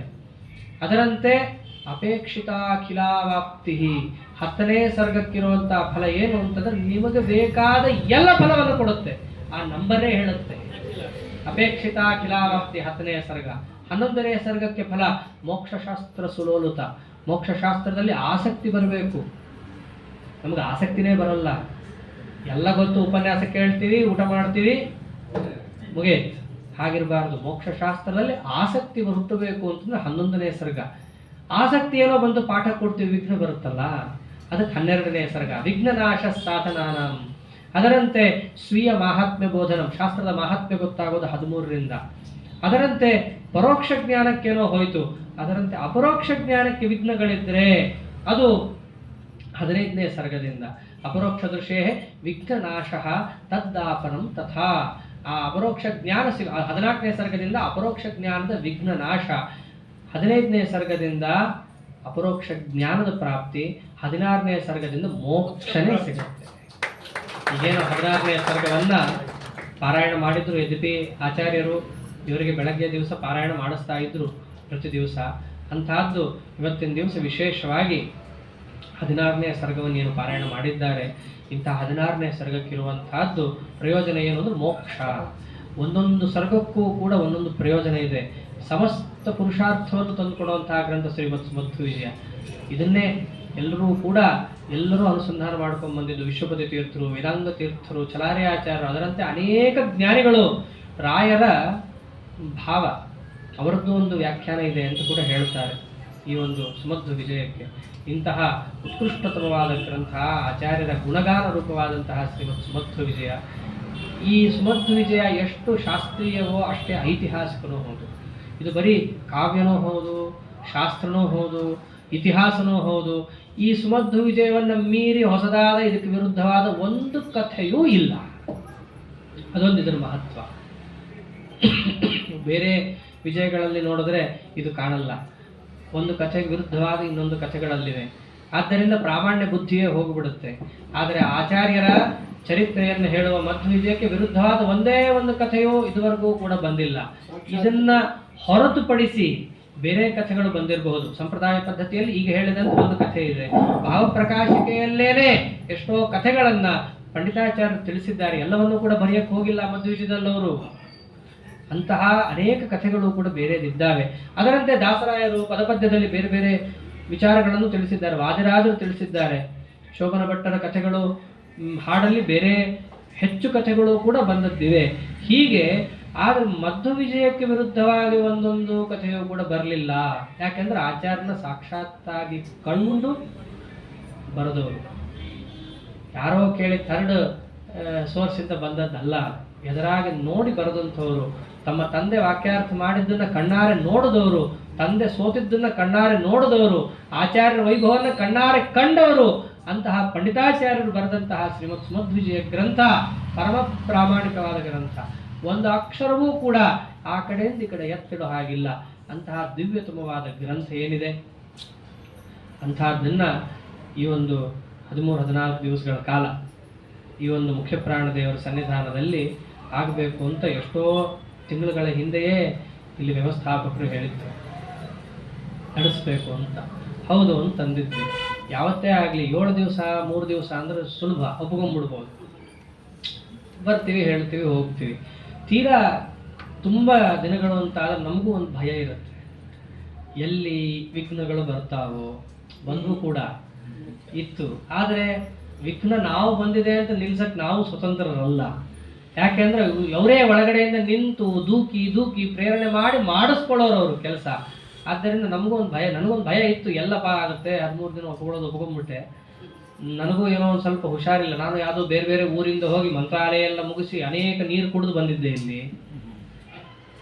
ಇನ್ನು ಎಲ್ಲಿ ಆರೋಗ್ಯ ಏನಾಗುತ್ತೋ ಅನ್ನೋ ಭಯ ಇತ್ತು. ಆದರೆ ಭುಕ್ತಂಚ ಜೀರ್ಣಂ ಪರಿಪಂಥ ದತ್ತಂ ವಿಷಂ ವಿಷಣ್ಣೋ ಶುಭೃದ್ಗಣೋತಃ, ಅವ್ರು ನೆನೆಸ್ಕೊಂಡ್ರೆ ಎಲ್ಲ ಸರಿ ಹೋಗುತ್ತೆ ಅಂತ ಒಂದು ಧೈರ್ಯ. ಅದಕ್ಕೆ ಅದೇ ಧೈರ್ಯನೇ ಎಲ್ರಿಗೂ ಇರೋದು. ವಸ್ತುತಃ ಇರಬೇಕಾದದ್ದು ಅದೊಂದೇ ಧೈರ್ಯನೇ. ಅವರು ಒಳಗಿಂದ ನಿಂತು ಜೀರ್ಣ ಮಾಡಿಸ್ತಾರೆ, ಆರೋಗ್ಯವನ್ನು ಕೊಡ್ತಾರೆ ಅಂತ ಇರೋದಕ್ಕೆ ನಾವೆಲ್ಲ ಹಾರಾಡೋದು. ಆದ್ದರಿಂದ ಅವ್ರ ಚರಿತ್ರೆ ಹೇಳ್ತಾ ಇದ್ದೀನಿ, ಅವರೇ ಹೇಳಿಸ್ಕೊತಾರೆ, ನಡೆದೇ ಬಿಡೋಣ ಅಂತ ಹೇಳಿ ಏನೊಂದು 13-14 ದಿವಸಗಳ ಕಾಲ ಆಚಾರ್ಯರಿಗೆ ಅತ್ಯಂತ ಪ್ರಿಯತಮವಾದಂತಹ ಶ್ರೀಮದ್ ಸುಮಧ್ವಿಜಯ ಗ್ರಂಥದ ಪ್ರವಚನದ ಸೇವಾ ಏನು ಪ್ರಾಣದೇವರ ಸನ್ನಿಧಾನದಲ್ಲಿ ಮಾಡಿದ್ದಿದೆ. ಇದರಲ್ಲಿ ಹೇಳಿದ್ದು ಬಹಳ ಕಡಿಮೆ, ಎಷ್ಟೋ ಅಂಶಗಳನ್ನು ಮುಂದೆ ಹಾಕಿದ್ದಿದೆ. ಶ್ಲೋಕಗಳೆಷ್ಟೋ ಹೇಳಕ್ಕಾಗಿಲ್ಲ. ಅಂಥದ್ರಲ್ಲಿ ಏನಾದರೂ ಗುಣಾಂಶ ಏನಾದರೂ ಕಂಡಿದ್ರೆ ಅದೆಲ್ಲ ಗುಣಾಂಶ ಯಾರಿಗೆ ಸೇರಬೇಕು? ಈ ಗ್ರಂಥವನ್ನು ನಮಗೆ ಅನುಗ್ರಹ ಮಾಡಿದಂತಹ ನಮ್ಮ ಪೂಜ್ಯ ಗುರುಗಳು ಬಾಳಗಾರಾಚಾರ್ಯರು, ಅವರಿಗೆ ಸೇರಬೇಕು. ಅವರು ಅವ್ರ ಗುರುಗಳ ಆದೇಶವನ್ನು ಪಾಲಿಸಿ ಅವ್ರ ಗುರುಗಳು ಹಾಕ್ಕೊಟ್ರು, ಬೆಂಗಳೂರಲ್ಲಿ ಮಧ್ವನವಮಿ ನಡಿಬೇಕು. 51 ವರ್ಷ ಆಯಿತು. ಆದರೆ ಇಷ್ಟು ಹಿಂದೆ ಆಗಿನ ಕಾಲದಲ್ಲಿ ಶರ್ಟ್ ಬಿಚ್ಚಕ್ಕೂ ಸಹಿತ ಆಳ್ತಾ ಇದ್ರು. ಅಂಥ ಕಾಲ ಅಂತೆ ನಮ್ಗೆ ಗೊತ್ತಿಲ್ಲ. ಆಗಿದ್ದವ್ರು ಹೇಳ್ತಾರೆ, ಶರ್ಟ್ ಬಿಚ್ಚಕ್ಕೆ ಅಂಜುತ್ತಾ ಇದ್ರು. ಇನ್ನು ಹರಿಸರ್ವೋತ್ತಮ ಎಷ್ಟು ಜೋರಾಗಿ ಕೂಗ್ತಿದ್ರು ನಿಮಗೆ ಬಿಡ್ತೀನಿ ಊಹೆಗೆ. ಅಂಥ ಸ್ಥಳ ಹೇಳ್ರಿ, ಹರಿಸರ್ವೋತ್ತಮ ವಾಯುಜೀವೋತ್ತಮ. ಹೀಗೆ ಆ ಕಾಲದಲ್ಲಿ ಶರ್ಟ್ ಬಿಚ್ಚಕ್ಕೆ ಅಂಜುತ್ತಾ ಇದ್ದಂತಹ ಕಾಲ. ಅವ್ರು ಅವಾಗ ಅಂದ್ರಂತೆ, ನಾವು ಮಧ್ವರಾಯರ ಉತ್ಸವ ಮಾಡೋಣ. ಅವ್ರಿವರು ಉತ್ಸವ ಮಾಡೋದಿರಲಿ, ಯಾರು ಉತ್ಸವ ಮಾಡೋಣ? ಮಧ್ವರಾಯರ ಉತ್ಸವ ಮಾಡೋಣ. ಅವ್ರದ್ದು ಮಾಡಿದ್ರೆ ಎಲ್ರದ್ದು ಬಂತು. ಯಾಕೆಂದ್ರೆ ಎಲ್ಲರೂ ಅವ್ರ ಪಾದನೆ ಹಿಡಿದಿರೋದು. ಮಧ್ವರಾಯರು ಅಂದ್ರೆ ಸಾಕ್ಷಾತ್ ಪರಮಾತ್ಮನ ಪ್ರತಿಬಿಂಬ. ಅವ್ರದ್ದೊಂದು ಉತ್ಸವ ಮಾಡಿದ್ರೆ ಎಲ್ಲ ಮಾಡಿದಂತೆನೆ. ಸರ್ವಂ ಹಸ್ತಿಪದೇ ಮಗ್ನಂ, ಎಲ್ಲ ಕಾಲು ಆನೆ ಕಾಲು ಕೆಳಗೆ ಅಂತ ಹೆಂಗೋ ಹಾಗೆ ಆಚಾರ್ಯ ಉತ್ಸವ ಮಾಡೋಣ ಅಂತಂದ್ರು. ಯಾರು ಬರ್ತಾರೆ? ಯಾರು ಬರ್ದೇ ಇದ್ದೇನಂತ, ನೀ ರಥ ಹೇಳಿ ನಾನು ಜಾಂಟೆ ಬಾರಿಸ್ತೀನಿ ಅಂದ್ರು. ಅಷ್ಟು ದೀಕ್ಷಾ ಇರಬೇಕು. ನಮ್ಗೆಲ್ಲ ಆಗತ್ತಪ್ಪ, ನಮ್ಗೇನಾಗುತ್ತೆ? ಹೆದರ್ಕೊಂಡು ಕೂತ್ರೆಲ್ಲ ಆಗಲ್ಲ. ಧೈರ್ಯಂ ಸರ್ವತ್ರ ಸಾಧನಂ. ಯಾವತ್ತೂ ಕೂಡ ಧೈರ್ಯದಿಂದ ನುಗ್ಗಿದಾಗ ಒಳಗಡೆ ಇರುವಂತಹ ಪರಮಾತ್ಮ ಎಲ್ಲ ಒದಗಿಸ್ತಾನೆ. ಹಾಗೆ ಅವ್ರೇನು ಮಧ್ವನವಮಿ ಉತ್ಸವವನ್ನು ಪ್ರಾರಂಭ ಮಾಡಿಸಿದ್ರು ಅನುಚಾರವಾಗಿ ಈಗಲೂ ನಡೀತಾ ಇದೆ ನಮ್ಮ ಆಚಾರ್ಯರ ಮನೆಯಲ್ಲಿ. ನಮ್ಮ ಆಚಾರ್ಯರದನ್ನ ಬರೀ ಉತ್ಸವ ಮಾಡಿಸೋದು ಅಷ್ಟೇ ಅಲ್ಲ, ಎಂಥ ಕ್ರಮ. ಆಚಾರ್ಯ ರಥ ಮುಂದೆ ಹೋಗ್ತಾ ಇರಬೇಕು, ರಥದಲ್ಲಿ ಆ ಕಡೆ ಈ ಕಡೆ ಎಲ್ಲ ಹುಡುಗರುಗಳು ಆಬಾಲ ವೃದ್ಧರು ಕೂಡ ಮಧ್ವಿಜಯವನ್ನು ಪಾರಾಯಣ ಮಾಡ್ತಾ ಹೋಗಬೇಕು ರಥೋತ್ಸವದಲ್ಲಿ. ಹಿಂದ್ಗಡೆ ಸ್ತ್ರೀಯರು ಆಚಾರ್ಯರ ಗುಣಗಾನವನ್ನ ದಾಸರಾಯರು ಮಾಡಿಕೊಟ್ಟ ಪದಪದ್ಯವನ್ನು ಹೇಳ್ತಾ ಬರಬೇಕು. ಹೀಗೆ ಆ ರಥೋತ್ಸವವನ್ನು ಪ್ರಾರಂಭ ಮಾಡಿದ್ದು ಈಗಲೂ ಅನುಚಾರವಾಗಿ ನಡೀತಾ ಬಂದಿದೆ. ಅಂತಹ ಆಚಾರ್ಯರ ದಿವ್ಯ ಉತ್ಸವವನ್ನ ನಮಗೂ ಕೂಡ ಅದರಲ್ಲಿ ಪಾತ್ರರಾಗುವಂತೆ ಮಾಡಿ ಅನುಗ್ರಹ ಮಾಡಿದ ಗುರುಗಳು ಅಂತ ನಮ್ಮ ಪೂಜ್ಯ ಗುರುಗಳಾದ ಆಚಾರ್ಯರು. ಅಂತಹ ಆಚಾರ್ಯರ ಪಾದಪದ್ಮವನ್ನು ಸ್ಮರಣೆಯನ್ನು ಮಾಡುತ್ತಾ ನಮಗೂ ಕೂಡ ಮಧ್ವವಿಜಯ ಪಾಠ ಹೇಳಿದ್ದವರೇ, ಓದ್ತಾ ಇರಲಿಲ್ಲ, ಮೊಮ್ಮಗ ಬೇರೆ, ಮುದ್ದು ಜಾಸ್ತಿ, ಆದರೂ ಕೂಡ ಕೂಡಿಸ್ಕೊಂಡು ಒಂದೊಂದೇ ಶ್ಲೋಕ ಹೇಳಿ ಬಾಯಲ್ಲಿ ಬರೋ ತನಕ ಬಿಡದೆ ಅಷ್ಟನ್ನೂ ಬಾಯಲ್ಲಿ ಮಾಡಿಸಿ, ಬರೀ ಶ್ಲೋಕದ ತಾತ್ಪರ್ಯ ಹೇಳೋದಷ್ಟೇ ಅಲ್ಲ. ಈಗ ಅಂತಾರಲ್ಲ, ಮಧ್ವಾಚಾರ್ಯ ಯಾವ ಊರಲ್ಲಿ ಹುಟ್ಟಿದ್ರು, ಪಾಜಕ, ಹಿಂಗಲ್ಲ ಪ್ರಶ್ನೆ. ಈ ಥರ ಎಲ್ಲ ಪ್ರಶ್ನೆ ಕೇಳೋದೆಲ್ಲ ಅಲ್ಲವೇ ಅಲ್ಲ. ಅವ್ರದ್ದು ಪೂರ್ಣ ಒಂದು ಅರ್ಥದಲ್ಲಿ ಹೇಳಬೇಕು ಅಂತಂದ್ರೆ ಮಿಲಿಟರಿ ಟ್ರೈನಿಂಗ್ ಅಲ್ಲಿ, ಅದು ಅಂತಿಂತ ಟ್ರೈನಿಂಗ್ ಅಲ್ಲ, NSG ಮರೀನ್ ಕಮಾಂಡೋಸು, ಅವ್ರ ಟ್ರೈನಿಂಗ್ ಬೇರೆದೇ ಲೆವೆಲ್ ಅಲ್ಲಿ ಇರ್ತದಲ್ಲ, ಆ ಥರ ಟ್ರೈನಿಂಗ್ ನಮ್ಮ ಆಚಾರದ್ದು. ಸುಮ್ಮನೆ ಕೂತೆ ಶ್ಲೋಕ ಹೇಳ್ದೆ ತಾತ್ಪರ್ಯ ಹೇಳ್ದೆ ಮುಂದೆ ನಡಿ, ಅಲ್ಲೇ ಅಲ್ಲ. ಶ್ಲೋಕ ಹೇಳಬೇಕು, ಪದಚ್ಛೇದ ಮಾಡಿಸ್ಬೇಕು, ಅರ್ಥ ಹೇಳಬೇಕು, ಅನ್ವಯ ಹೇಳಬೇಕು, ಸಮಾಸ ಮಾಡಿಸ್ಬೇಕು. ಆ ವಿಗ್ರಹನೋ ದೇವ್ರಿಗೆ ಗೊತ್ತದು, ಹಾಗಿರ್ತಾ ಇತ್ತು. ಹೌದು, ನಾವು ಸಣ್ಣ ಹುಡುಗರು ಏನ್ ಗೊತ್ತಾ ಇರ್ತಾವಾಗ, ನಮಗೆಲ್ಲ ಅದು ಗ್ರೀಕ್ ಲ್ಯಾಟಿನ್ ಕೇಳ್ದಂಗೆ ಆಗ್ತಿರ್ತದೆ. ಅದನ್ನ ಅರ್ಥ ಮಾಡಿಸಿ, ತಾಳ್ಮೆ ಬೇಕು. ಗುರುಗಳಾದವ್ರಿಗೆ ಮೊದಲು ಇರ್ಬೇಕಾದದ್ದು ತಾಳ್ಮೆ. ಯಾಕಂದ್ರೆ ಅವ್ರಿಗೆ ಗೊತ್ತಿರುತ್ತಲ್ವ ಆ ಸ್ಥಿತಿ. ಎದೆಗರೆ ಇದ್ದವನಿಗೆ ಏನು ಗೊತ್ತಿರಲ್ಲ ಅನ್ನೋದು ಗೊತ್ತಿರುತ್ತೆ, ಅವನ ಯೋಗ್ಯತಾ ಗೊತ್ತಿರುತ್ತೆ. ಅವನ ಚಪ್ಪಲಿ ಹಾಕ್ಕೊಂಡು ಅಂತಂತಾರಲ್ಲ, ಹಾಗೆ ಅವನ ಸ್ಥಿತಿಗೆ ಮುಟ್ಟಿ ಅವನಿಗೆ ತಿಳಿಸಿಕೊಟ್ಟು ಅದರಂತೆ ಆಕಾಂಕ್ಷ ಸಂಸ್ಕೃತದಲ್ಲಿ ಹೇಳಬೇಕು. ಮತ್ತು ಅಷ್ಟನ್ನು ಕೂಡ ಮಧ್ವಿಜಯ ಸುಲಭನೂ ಅಲ್ಲ. ಪ್ರತಿಯೊಂದು ಸರ್ಗದಲ್ಲೂ ಎರಡೆರಡು ಅರ್ಥ ಇರೋ ಶ್ಲೋಕಗಳು ಬೇಕಾದಷ್ಟಿವೆ. ಕೆಲವೊಂದರಂತೂ ಮೂರು ಅರ್ಥ. ಅದೆಲ್ಲವನ್ನೂ ಕೂಡ ಬಾಯಲ್ಲಿ ಮಾಡಿಸಿ 8ನೇ ಸರ್ಗ ಅಂತೂ ಎರಡು ಅರ್ಥಗಳು ಶ್ಲೋಕನೇ. ಚತುರಾನನಾಯ ಚತುರಃಪುರ ಅಗಮಾನಿಂದ ಶುರು ಮಾಡಿ ಉದಪಾದಿ ಧರ್ಮ ತನಯೋಖ್ಯಂ ಹರಿ ತನಕ ಸಾಲೀಸಾಗಿ ಎಲ್ಲವೂ ಎರಡರ್ಥ ಎಲ್ಲ ಬಾಯಲ್ಲಿ ಮಾಡಿಸಿದ್ರು. ಬಾಯಲ್ಲಿ ಮಾಡಿಸಿದ್ದಷ್ಟೇ ಅಲ್ಲ, ನಮ್ಮನೆ ಅವಾಗಿನ ಹೊಸದಾಗಿ ಕಟ್ಟಿದ್ರು. ಅಪ್ಪ ಎಲ್ಲಿ ಮಂಗಳ ಮಾಡೋಣ. ಮಂಗಳ ಅಂತಂದ್ರೆ ಭಗವಂತನಿಗೆ ಅತ್ಯಂತ ಪ್ರಿಯವಾದ ಕೆಲಸ. ಅದನ್ನು ಮಾಡಬೇಕು ಅಂತಂದ್ರೆ ಯಾವುದೋ ಒಂದು ಹಾಲು ಹಿಡಿದು ಮಠದಲ್ಲಿ ಹಿಡಿದು ಮಾಡೋದಲ್ಲ. ಮನೆ ಕಟ್ಟಿದ್ದೇನೆ ಮಂಗಳ ಮಾಡಕ್ಕೆ. ಮನೆ ಇರೋದು ಯಾತಕ್ಕೆ ಅಂತಂದ್ರೆ ನಾವು ಮಲ್ಕೊಂಡು ಹೊದ್ಕೊಂಡು ಮಲ್ಕೊಳಕ್ಕಲ್ಲ. ಮನೆ ಇರೋದು ಯಾಕೆ? ಪರಮಾತ್ಮನ ಸಚ್ಚಾಸ್ತ್ರದ ಶ್ರವಣ ಆಗ್ಲಿಕ್ಕೆ ಮನೆ ಇರೋದು. ಆದ್ದರಿಂದ ನಿನ್ನ ಮಗ ಹೆಂಗ ಬಾಯಲ್ಲಿ ಮಾಡಿದಾನೆ, ನೀ ಮನೆ ಕಟ್ಟಿದೀಯಾ, ಮನೆಗೆ ಸಾರ್ಥಕ್ಯ. ಅಲ್ಲೇನಾದರೂ ಕೂಡ ಮಂಗಳ ಆದ್ರೆ ಮಧ್ವಿಜಯವನ್ನು ಹೇಳೋದೇ ಮನೆಗೆ ಸಾರ್ಥಕ್ಯ. ವರ್ಷದಲ್ಲಿ ಒಂದ್ಸರ್ತಿ ಆದ್ರೂ ಮನೆಯಲ್ಲಿ ಮಧ್ವಿಜಯ ಹೇಳಿಸ್ಬೇಕು ಅಂತ ಆಚಾರ್ಯ ಹೇಳ್ತಾ ಇದ್ರು. ಮನೆ ಅಂತ ಕಟ್ಕೊಂಡು ಸುಮ್ಮನೆ ಯಾತಕ್ಕೆ ಮನೆ ಮಲ್ಕೊಳಕ್ಕೆ ಅಂತ ಆಗ್ಬಾರ್ದು. ಮಲ್ಕೊಳ್ಳೋದು ಎಲ್ಲ ಕಡೆ ಮಲ್ಕೋತಾರೆ, ಎಚ್ಚರನೇ ಇರಲ್ಲ ಮಲ್ಕೊಂಡ್ಮೇಲೆ. ಎಲ್ಲಿ ಮಲ್ಕೊಂಡ್ರೆ ನೀವು? ಆದ್ದರಿಂದ ಮನೆ ಅಂತಿದ್ರೆ ಅದಕ್ಕೆ ಸಾರ್ಥಕ್ಯ ಏನು? ಮಧ್ವರಾಯರ ಗುಣಗಾನ. ಅದನ್ನು ಮಾಡೋದ್ರಿಂದ ಮನೆಯಲ್ಲಿದ್ದಂತಹ ಎಲ್ಲ ಅನಿಷ್ಟವೂ ತಾವೇ ದೂರ ಹೋಗುತ್ತೆ. ಯಾಕೆಂದ್ರೆ ಇವ್ರ ಗುಣಗಾನ ಕೇಳಿದ್ರೆ ಎಲ್ಲರೂ ಕೇಳೇ ಇದ್ದೀರಿ ಇಷ್ಟು ದಿವಸ. ಏನ್ ಬಂದಿದೆ? ಆ ಮತ ಸೋಲ್ಸಿದ್ರು, ಈ ಮತ ಸೋಲ್ಸಿದ್ರು, ಅದು ತಪ್ಪು, ಅದನ್ನ ಬಡದ್ರು, ಇವನ್ಗೆ ಅಪಮಾನ ಆಯ್ತು, ಅಪ್ರಾಮ್ ಸುನೂತ್ನಂಗೆ ಅಪಮಾನ ಆಯ್ತು. ಇವೆಲ್ಲ ಅವರ ಚರಿತ್ರೆಯನ್ನು ಹೇಳ್ತಾ ಹೋದ್ರೆ ಈ ದೈತ್ಯರೆಲ್ಲ ಯಾರು ಬೇರೆ ಅಲ್ಲ, ವಿಘ್ನ ರೂಪದಲ್ಲಿ ಅವರೇ ನಮ್ಮ ಮನೇಲಿ ಕೂತಿರ್ತಾರೆ. ಅವ್ರ ಕತೆ ಹೇಳ್ತಿರ್ಲಿಕ್ಕೆ ಕೇಳಲಿಕ್ಕಾಗಲಿ ಅವರೇ ಮನೆ ಬಿಟ್ಟು ಹೊರಟೋಗ್ತಾರೆ. ಆದ್ದರಿಂದ ನಿತ್ಯ ಆಚಾರ್ಯರ ಗುಣಗಾನ ಆಗ್ತಿರ್ಬೇಕು, ಆಚಾರ್ಯ ಚರಿತ್ರೆಯನ್ನು ಕೇಳ್ತಿರ್ಬೇಕು ಅಂತ ಹೇಳಿ ನಮ್ಮ ಆಚಾರ್ಯ ಅವಾಗ ನಮ್ಮನೆಯಲ್ಲೇ ಮಧ್ವಿಜಯ ಮಂಗಳ ಮಾಡಿಸಿದ್ರು. ನಾವೆಷ್ಟು ಹೇಳ್ತೀವ್ರಿ, ನಮ್ಮ ತೊದಲು ನುಡಿಗೆ ಅವರು ಖುಷಿ ಪಟ್ಟು ಅವಾಗ 24 ಕ್ಯಾರೆಟ್ 16 ಗ್ರಾಮ್ ಬಂಗಾರ ಕೈಗೆ ಹಾಕಿದ್ರು ಆಚಾರ್ಯ. ಹೀಗೆ ಅವರ ಅನುಗ್ರಹ, ಅವರೇನು 2 ಅಕ್ಷರ ನಮ್ಮ ತಲೆಗೆ ತುಂಬಿ ಆಚಾರ್ಯ ಅನುಗ್ರಹ ನಿನಗಾಗ್ಲಿ ಅಂತ ಅವರು ಏನು ಹೇಳಿದ್ದಾರೆ, ಆ ಧೈರ್ಯದ ಮೇಲೆ ಇವತ್ತಿಲ್ಲಿ ಕೂತ್ಕೊಂಡು 2 ಅಕ್ಷರ ಮಧ್ವಿಜಯ ಹೇಳಿದ್ದು. ಅಂತಹ ಗುರುಗಳ ಆಶೀರ್ವಾದವನ್ನು ನಿತ್ಯ ನೆನೆಸ್ತಾ ಅವರ ಪಾದಪದ್ಮವನ್ನು ಸ್ಮರಣೆ ಮಾಡ್ತಾ, ಹಾಗೆ ನಮ್ಮ ಪೂಜ್ಯ ಆಚಾರ್ಯಾಣಿ ಅವರು ಒಂದಿನ ಬಂದಿದ್ರು ಕೇಳಕ್ಕೆ. ನಾನು ಬರ್ತೀನಿ, ನಾನು ಕೇಳ್ತೀನಿ. ಯಾಕೆ? ನೀನು ಹೆಂಗೆ ಹೇಳ್ತೆ ಕೇಳಕ್ಕೆ? ಅವ್ರಿಗೇನು ಕೇಳಬೇಕಾದದ್ದು ಏನಿಲ್ಲ. ಅವರಪ್ಪ ಅವರು ದೊಡ್ಡ ವಿದ್ವಾಂಸರು, ಅವ್ರ ಮನೆಯವರಂತೂ ನಮ್ಮ ಗುರುಗಳೇ, ಹೇಳೋದೇ ಬೇಡ. ಇನ್ನು ಇಲ್ಲಿಗೆ ಯಾಕೆ ಬರ್ತಾರೆ ಅಂತಂದ್ರೆ ಬಾಲಕನ ಕಲಭಾಷೆ ಜನ ನೀವು ಕೇಳಿ ಸುಖ ಪಡುವಂತೆ. ಹಾಗೆ ನಮಗೆ ಬಂದು ಅನುಗ್ರಹ ಅವರು ಒಂದಿನ ಬಂದು ಮಾಡಿದ್ರು.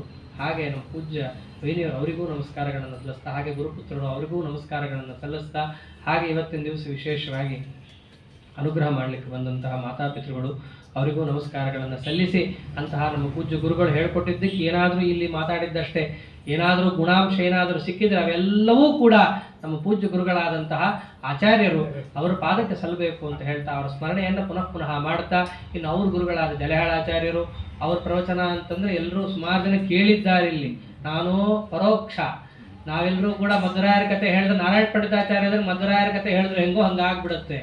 ಅವರು ನೋಡಿದವ್ರ ಮುಂದೆ ನಾವು ಹೆಚ್ಚು ಮಾತಾಡಬಾರ್ದು. ನಾವು ಏನಿದ್ರು ಕೂಡ ಅನುವಾದ ಏನು ನಮ್ಮ ಆಚಾರ್ಯ ಹೇಳಿದ್ದನ್ನ ಕೇಳಿದ್ದೆಷ್ಟು ಅಷ್ಟು ಹೇಳಿದ್ರು. ನಮ್ಮ ಆಚಾರ್ಯ ಹೇಳೋರು ಅವರು ಕೂತ್ಕೊಂಡು ಪ್ರವಚನ ಮಾಡೋದೇ ಅಲ್ಲ. ಅವ್ರ ಪ್ರೈಮ್ ಏಜಲ್ಲಿ ಅವ್ರದ್ದು ಹೇಗೆ ಪ್ರವಚನ ಅಂದ್ರೆ ಡಯಾಸಲ್ಲಿ 3 ಕಡೆ ಮೈಕ್, ನಿಂತುಕೊಂಡು ಪ್ರವಚನ, ಓಡಾಡಿಕೊಂಡು ಪ್ರವಚನ. ಕೂತ್ರೇನೆ ನಮ್ಮ ಮನಸ್ಸು ಒಂದು ಕಡೆ ಇರಲ್ಲ. ಅಂಥದ್ದವರು ನಿಂತುಕೊಂಡು ಓಡಾಡಿಕೊಂಡು ಪ್ರವಚನ ಮಾಡುವಂಥ ನಮ್ಮ ಆಚಾರ್ಯ ಸಿಂಹ. ಅವರು ಒಂದೇ ಮಾತಲ್ಲಿ ಹೇಳಬೇಕಂದ್ರೆ ನಮ್ಮ ಆಚಾರ್ಯ ಬಿಡ್ರಿ ಶಿಷ್ಯರು ಅಂತ ಹೇಳಿ ಏನೋ ಅಂದ್ಬಿಡ್ಬೋದು.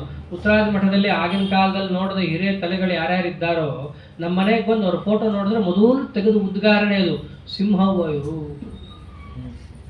ನಾವನ್ನೋದಿರಲಿ ಈಗಲೂ ಅಂತಾರೆ. ಹಾಗಿದ್ರು ಅವರು ಅಂತಹ ಪೂಜ್ಯ ಪರಮಗುರುಗಳಾದ ಜಲಹಾಳಾಚಾರ್ಯರು ಅವರ ಪಾದಪದ್ಮವನ್ನು ಸ್ಮರಣೆ ಮಾಡುತ್ತಾ, ಅವ್ರ ಗುರುಗಳಾದ ಅನಂತ ವಿದ್ವಾಂಸರನ್ನ ಜಗತ್ತಿಗೆ ಕೊಟ್ಟು ಏನಾದರೂ ಕೂಡ ವಿದ್ಯಾ ವೇದಾಂತ ವಿದ್ಯಾ ಇದೆ ಅಂತಂದ್ರೆ ಯಾರೋ ಅಭಿನವಾನಂದ ತೀರ್ಥರು ಅಂತಲೇ ಪ್ರಖ್ಯಾತರಾದ ಸತ್ಯಧ್ಯಾನ ತೀರ್ಥ ಶ್ರೀಪಾದಂಗಳವರು. ಅಭಿನವಾನಂದ ತೀರ್ಥರು ಅಂತ ಅವ್ರಿಗೆ ಬಿರುದು. ಗಯಾಗ ಹೋದಾಗ ಎಲ್ಲರೂ ದುರ್ಮಾರ್ಗವನ್ನು ಹಿಡಿದಾಗ ಅವರ ಎದುರಿಗೇನೆ ಅವರನ್ನೇ ಕರೆಸಿ ವಿಷ್ಣುಪಾದದ ಹತ್ರ ನಿಂತುಕೊಂಡು ವಿಷ್ಣು ಸರ್ವೋತ್ತಮತ್ವ ಒಪ್ಪಲ್ಲ ಅಂದ್ರೆ ಹೇಗೆ ಅಂತ ಹೇಳಿ ಹಠ ಹಿಡಿದು ಸಮರ್ಥನೆ ಮಾಡಿಕೊಟ್ರು. ಗಯಾವಾಡ್ರು ಅವಾಗಂದ್ರು ನಾವು ಕೂಡ ಮಾಧ್ವರೇ, ವಿದ್ಯಾಧೀಶ ತೀರ್ಥರು ಹೋಗಿ ಸಮರ್ಥನೆ ಮಾಡಿದ್ರು, ಸತ್ಯಸಂದ್ರ ತೀರ್ಥರು ಹೋಗಿ ಸಮರ್ಥನೆ ಮಾಡಿದ್ರು, ಆಮೇಲೆ ಏನೋ ದೈವವಶಾತ್ ಬಿಟ್ಬಿಟ್ಟಿದ್ವಿ, ದುರ್ಮಾರ್ಗವನ್ನು ಹಿಡಿದಿದ್ವಿ. ಪಂಡಿತಾಚಾರ್ಯ ಒಂದು ಉದ್ಗಾರ ತೆಗೆದಿದ್ರು, ಏನಾಹವೇ ದುರ್ಮಾರ್ಗಾದು ಧೃತ್ಯಾಭಿನಿವೇಶಿತ ಅಂತ ಹೇಳಿ. ಅಂತಹ ಪಂಡಿತಾಚಾರ್ಯರಿಗೆ ಮಧ್ವಾಚಾರ್ಯ ಸಿಕ್ಕರೆ ನಮಗೆ ನೀವೇ ಮಧ್ವಾಚಾರ್ಯರು, ಆದ್ದರಿಂದ ನೀವೇ ನಮ್ಮ ಪಾಲಿಗೆ ಅಭಿನವಾನಂದ ತೀರ್ಥರು ಅಂತ ಹೇಳಿ ಸಭಾದಲ್ಲಿ ಅವರಿಗೆ ಬಿರುದನ್ನೇ ಕೊಡ್ತಾರೆ. ಅಂತಹ ಪಂಡಿತ ಮಂಡಲಿ ಬ್ರಹ್ಮಾಂಡವನ್ನೇ ನಿರ್ಮಾಣ ಮಾಡಿದಂತಹ ಸತ್ಯಧ್ಯಾನ ತೀರ್ಥ ಶ್ರೀಪಾದಂಗಳವರು ಅವರ ಸ್ಮರಣೆಯನ್ನು ಮಾಡುತ್ತಾ, ಅದರಂತೆ ಅವರಿಗೂ ಹಿರಿಯರಾದ ಅನೇಕ ಜ್ಞಾನಿವರೇಣ್ಯರು, ವಿಷ್ಣು ತೀರ್ಥರು, ಅದರಂತೆ ಅನೇಕ ದಾಸಾರ್ಯರು, ಇವರೆಲ್ಲರಿಂದಲೂ ಸ್ತುತ್ಯರಾದ ಕಾಮಧೇನು ಕಲ್ಪವೃಕ್ಷ ಇಲ್ಲೂ ಒಂದು ರೂಪದಲ್ಲಿದ್ದಾರೆ. ಅಂತಹ ಮಂತ್ರಾಲಯ ಪ್ರಭುಗಳು ಅವರಿಲ್ಲದೇ ಇದ್ರೆ ಯಾರೂ ಇಲ್ಲ. ಅವರಂತೂ ನರಸಿಂಹದೇವ್ರಿಗೆ ಹೇಳದಲ್ಲ ಹೆಂಗೆ ಎಲ್ಲ ಕಡೆ ವ್ಯಾಪ್ತಿಂಚ ಭೂತೇಶ್ ಅಖಿಲೇಶು ಚಾತ್ರ, ನರಸಿಂಹದೇವ್ರು ಎಲ್ಲ ಕಡೆ ಇದ್ದ ಮೇಲೆ ಹನುಮಪ್ಪ ಇರಲೇಬೇಕಲ್ಲಿ. ಹನುಮಪ್ಪ ಎಲ್ಲ ಕಡೆ ಇದ್ದಾನೆ, ಅನುಗ್ರಹ ಮಾಡ್ಲಿಕ್ಕೆ ಅವರು ಬರಲೇಬೇಕು. ಹೀಗೆ ಎಲ್ಲ ಕಡೆ ಇದ್ದು ಎಲ್ಲರಿಗೂ ಕೂಡ ಧೈರ್ಯವನ್ನು ತುಂಬಿ ಅವರೇ ಧೈರ್ಯ ತುಂಬ್ತಾ ಇರೋದು. ಮಠಗಳಲ್ಲಿ ಅವರೇ ನಿಂತು ಎಲ್ಲಿ ಹೇಳಿಸ್ತಾರ್ರಿ ಸತ್ಯಾಸ್ತ್ರವನ್ನು ಪಾಠ ಪ್ರವಚನವನ್ನು ಯಾರು ಮಾಡಿಸ್ತಾರೆ? ಅವರೇ ನಾನು ಹೇಳ್ತೀನೋ ನಾ ಕೇಳ್ತೀನೋ. ಕೆಲವೊಂದು ಮಠದಲ್ಲಿ ಯಾರು ಇರಲ್ಲ, ಗಂಟೆ ರಾಯರಿದ್ದೇ ಇರ್ತಾರೆ. ಹೌದು, ನಮ್ಮ ಆಚಾರ್ಯ ಅದೇ ಅನುಸಂಧಾನ ಹೇಳ್ಕೊಟ್ಟಿರೋದು ನಮಗೆ. ನೀನು ಹೊರಗೆ ಹೋದ್ರೆ ಜನರಿಗೋಸ್ಕರ ಮಾಡ್ತೀನಿ ಅಂತ ಇಟ್ಕೊಳ್ಳೇಬೇಡ, ಹಂಗಿಟ್ಕೊಂಡ್ರೆ ದುಃಖ. ನೀ ಹೇಗಿರ್ಬೇಕು ನಿನ್ನ ಅನುಸಂಧಾನ? ಎದುರುಗಡೆ ಹನುಮಪ್ಪ ಇರ್ತಾನೆ, ವೇದವ್ಯಾಸ ಪೀಠ ವೇದವ್ಯಾಸ ದೇವರು ಇರ್ತಾರೆ, ಕೇಳಕ್ಕೆ ರಾಯರಿರ್ತಾರೆ. ಅದು ದೊಡ್ಡವರ ಮುಂದೆ ಹೋಗಿ ಒಪ್ಪಿಸೋದೇ ಹೊರತು ಯಾರನ್ನೋ ಹೋಗಿ ಪ್ರಬೋಧನೆ ಮಾಡು ಬೋಧಿ ವೃಕ್ಷ ಅಲ್ಲ. ನೀನು ದೇವರ ಮುಂದೆ ಒಪ್ಪಿಸ್ತಾ ಇದ್ದೀಯ, ಅವ್ರ ಅನುಸಂಧಾನನೇ ಬೇರೆ ನಮ್ಮ ಆಚಾರ್ಯರದ್ದು. ಹೀಗೆ ಎಲ್ಲರೂ ಹೇಳಿದಾಗ ನಾ ಕೇಳ್ತೀನೋ ನೀ ಹೇಳಿದ್ದು ಅಂತ ಹೇಳಿ ತಂದೆ ತಾಯಿಗಳಂತೆ ಇದ್ದು ಹೊಟ್ಟೆಗೆ ಹಾಕ್ತಾ ಎಲ್ಲವನ್ನೂ ಕೊಡ್ತಾ ತಲೆಗೂ ಕೊಡ್ತಾ ಇರುವಂತಹ ಮಂತ್ರಾಲಯ ಪ್ರಭುಗಳು ಅವರ ಸ್ಮರಣೆಯನ್ನು ಮಾಡ್ತಾ, ಅದರಂತೆ ದೊಡ್ಡ ದೊಡ್ಡ ಜ್ಞಾನಿವರೇಣ್ಯರು, ಪ್ರಭುತ್ತಮ ತೀರ್ಥರು, ವಿಜಯೇಂದ್ರರು, ವಾದಿರಾಜರಂತೂ ಮುಖ್ಯ ಪ್ರಾಣದೇವರು ವೈಭವವನ್ನು ಕೊಂಡಾಡೋದನ್ನು ಕೇಳಬೇಕು. ಯುಕ್ತಿ ಮಲ್ಲಿಕಾದಲ್ಲಿ ಮುಖ್ಯ ಪ್ರಾಣದೇವರು ಅಂದ್ರೆ ಸಾಕು, ವಾದಿರಾಜರದು ಶಬ್ದಗಳು ವಿಚಿತ್ರವಾಗಿ ಸಂಚಾರವನ್ನು ಮಾಡ್ತಾ ಸರಸ ಭಾರತಿ ವಿಲಾಸ ಅಂತಲೇ ಗ್ರಂಥವನ್ನು ಬರೆದರು. ಮುಖ್ಯ ಪ್ರಾಣದೇವರು ವೈಭವವನ್ನು ಅವರೇ ಅಂತಾರೆ, ವಾಯುಸ್ತುತಿರತಿರ್ನಿತ್ಯಂ ವೇದಾಹಂಚ ಕಥಂಚನ. ಉದ್ಗಾರವನ್ನೇ ತೆಗಿತಾರವರು. ಮಹಾಭಾರತ ತಾತ್ಪರ್ಯ ನಿರ್ಣಯಕ್ಕೆ ನಾನು ವ್ಯಾಖ್ಯಾನ ಮಾಡಿದ್ದೀನಿ ಅಂದ್ರೆ ನನ್ನ ದೊಡ್ಡಸ್ತಿಕೆ ಅಲ್ಲ. ಮತ್ತಿನ್ನೇನು ವಾಯುಸ್ತುತಿ ರತಿರ್ನಿತ್ಯಂ ವೇದಾಹಂಚ ಕಸಂಚನ. ವಾಯುಸ್ತುತಿಯನ್ನು ನಿತ್ಯ ಪಾರಾಯಣ ಮಾಡ್ತಿದ್ದರ ಪ್ರಭಾವ ನನಗೆ ಅರ್ಥ ಆಯಿತು. ಯದ್ಯಪಿ ಅವರು ರುಚಿಯೋಗಿಗಳು, ಅವರ ಸ್ವರೂಪ ಯೋಗ್ಯತಾನೇ ಬೇರೆ, ಜಗತ್ತಿಗೆ ತಿಳಿಸ್ಕೊಡ್ತಾ ಇರೋದು. ನಿತ್ಯ ವಾಯುಸ್ತುತಿಯನ್ನು ಪಾರಾಯಣ ಮಾಡೋದ್ರಿಂದ ಆಚಾರ್ಯರ ಸಿದ್ಧಾಂತದ ತತ್ವಜ್ಞಾನ ಆಗುತ್ತೆ. ಸುಮ್ಮನೆ ಬಾ ಅಂದ್ರೆ ಬರಲ್ಲ, ಬಂದರೂ ನಿಲ್ಲಲ್ಲ. ನಿತ್ಯ ವಾಯುಸ್ತುತಿಯನ್ನು ಪಾರಾಯಣ ಮಾಡಬೇಕು, ಅಂದ್ರೆ ಮಾತ್ರ ಆಚಾರ್ಯರ ಸಿದ್ಧಾಂತ ಜ್ಞಾನ ಆಗೋದು. ಎಲ್ಲ ಪ್ರಮೇಯಗಳನ್ನು ತಿಳಿಸಿದಂತಹ ಮಹಾನುಭಾವರು ವಾದಿರಾಜರು, ಅದರಂತೆ ವ್ಯಾಸರಾಜ ಗುರು ಸಾರ್ವಭೌಮರು, ಅವರಂತೂ ಆಚಾರ್ಯರ ಸಿದ್ಧಾಂತವನ್ನು ಎತ್ತಿಡಿದಿದ್ದು ಅಂತಂದ್ರೆ ಮುನಿತ್ರಯರಲ್ಲಿ ಒಬ್ಬರು. ಟೀಕಾ ಗಾಂಭೀರ್ಯ ಮುದ್ಧರ್ಥಂ ವ್ಯಾಸತೀರ್ಥಾದಯ ಕ್ಷಮಾಹ. ಆಚಾರ್ಯ ಹೃದಯವನ್ನು ತೆಗೆದಿಡಬೇಕು ಅಂದ್ರೆ ಟೀಕಾರಾಯರು ಬರಬೇಕಾದ್ರೆ, ಟೀಕಾರಾಯರ ಗಾಂಭೀರ್ಯವನ್ನು ಜಗತ್ತಿಗೆ ತೋರಿಸ್ಲಿಕ್ಕೆ ಸಮರ್ಥರು ಅಂತಂದ್ರೆ ವ್ಯಾಸರಾಜರೇ. ಅಂತಹ ವ್ಯಾಸರಾಜ ಗುರುಸಾರ್ವಭೌಮರು, ಅವರೊಬ್ಬರಿಂದನೇ ಮಧ್ವ ಸಿದ್ಧಾಂತ ಎಷ್ಟು ಮಟ್ಟಕ್ಕೆ ಬೆಳೀತು. ಯದ್ಯಪಿ ಬೆಳೆದೇ ಇತ್ತು, ತೋರಿಸ್ಕೊಟ್ಟಿದ್ದವರು ಎಷ್ಟು.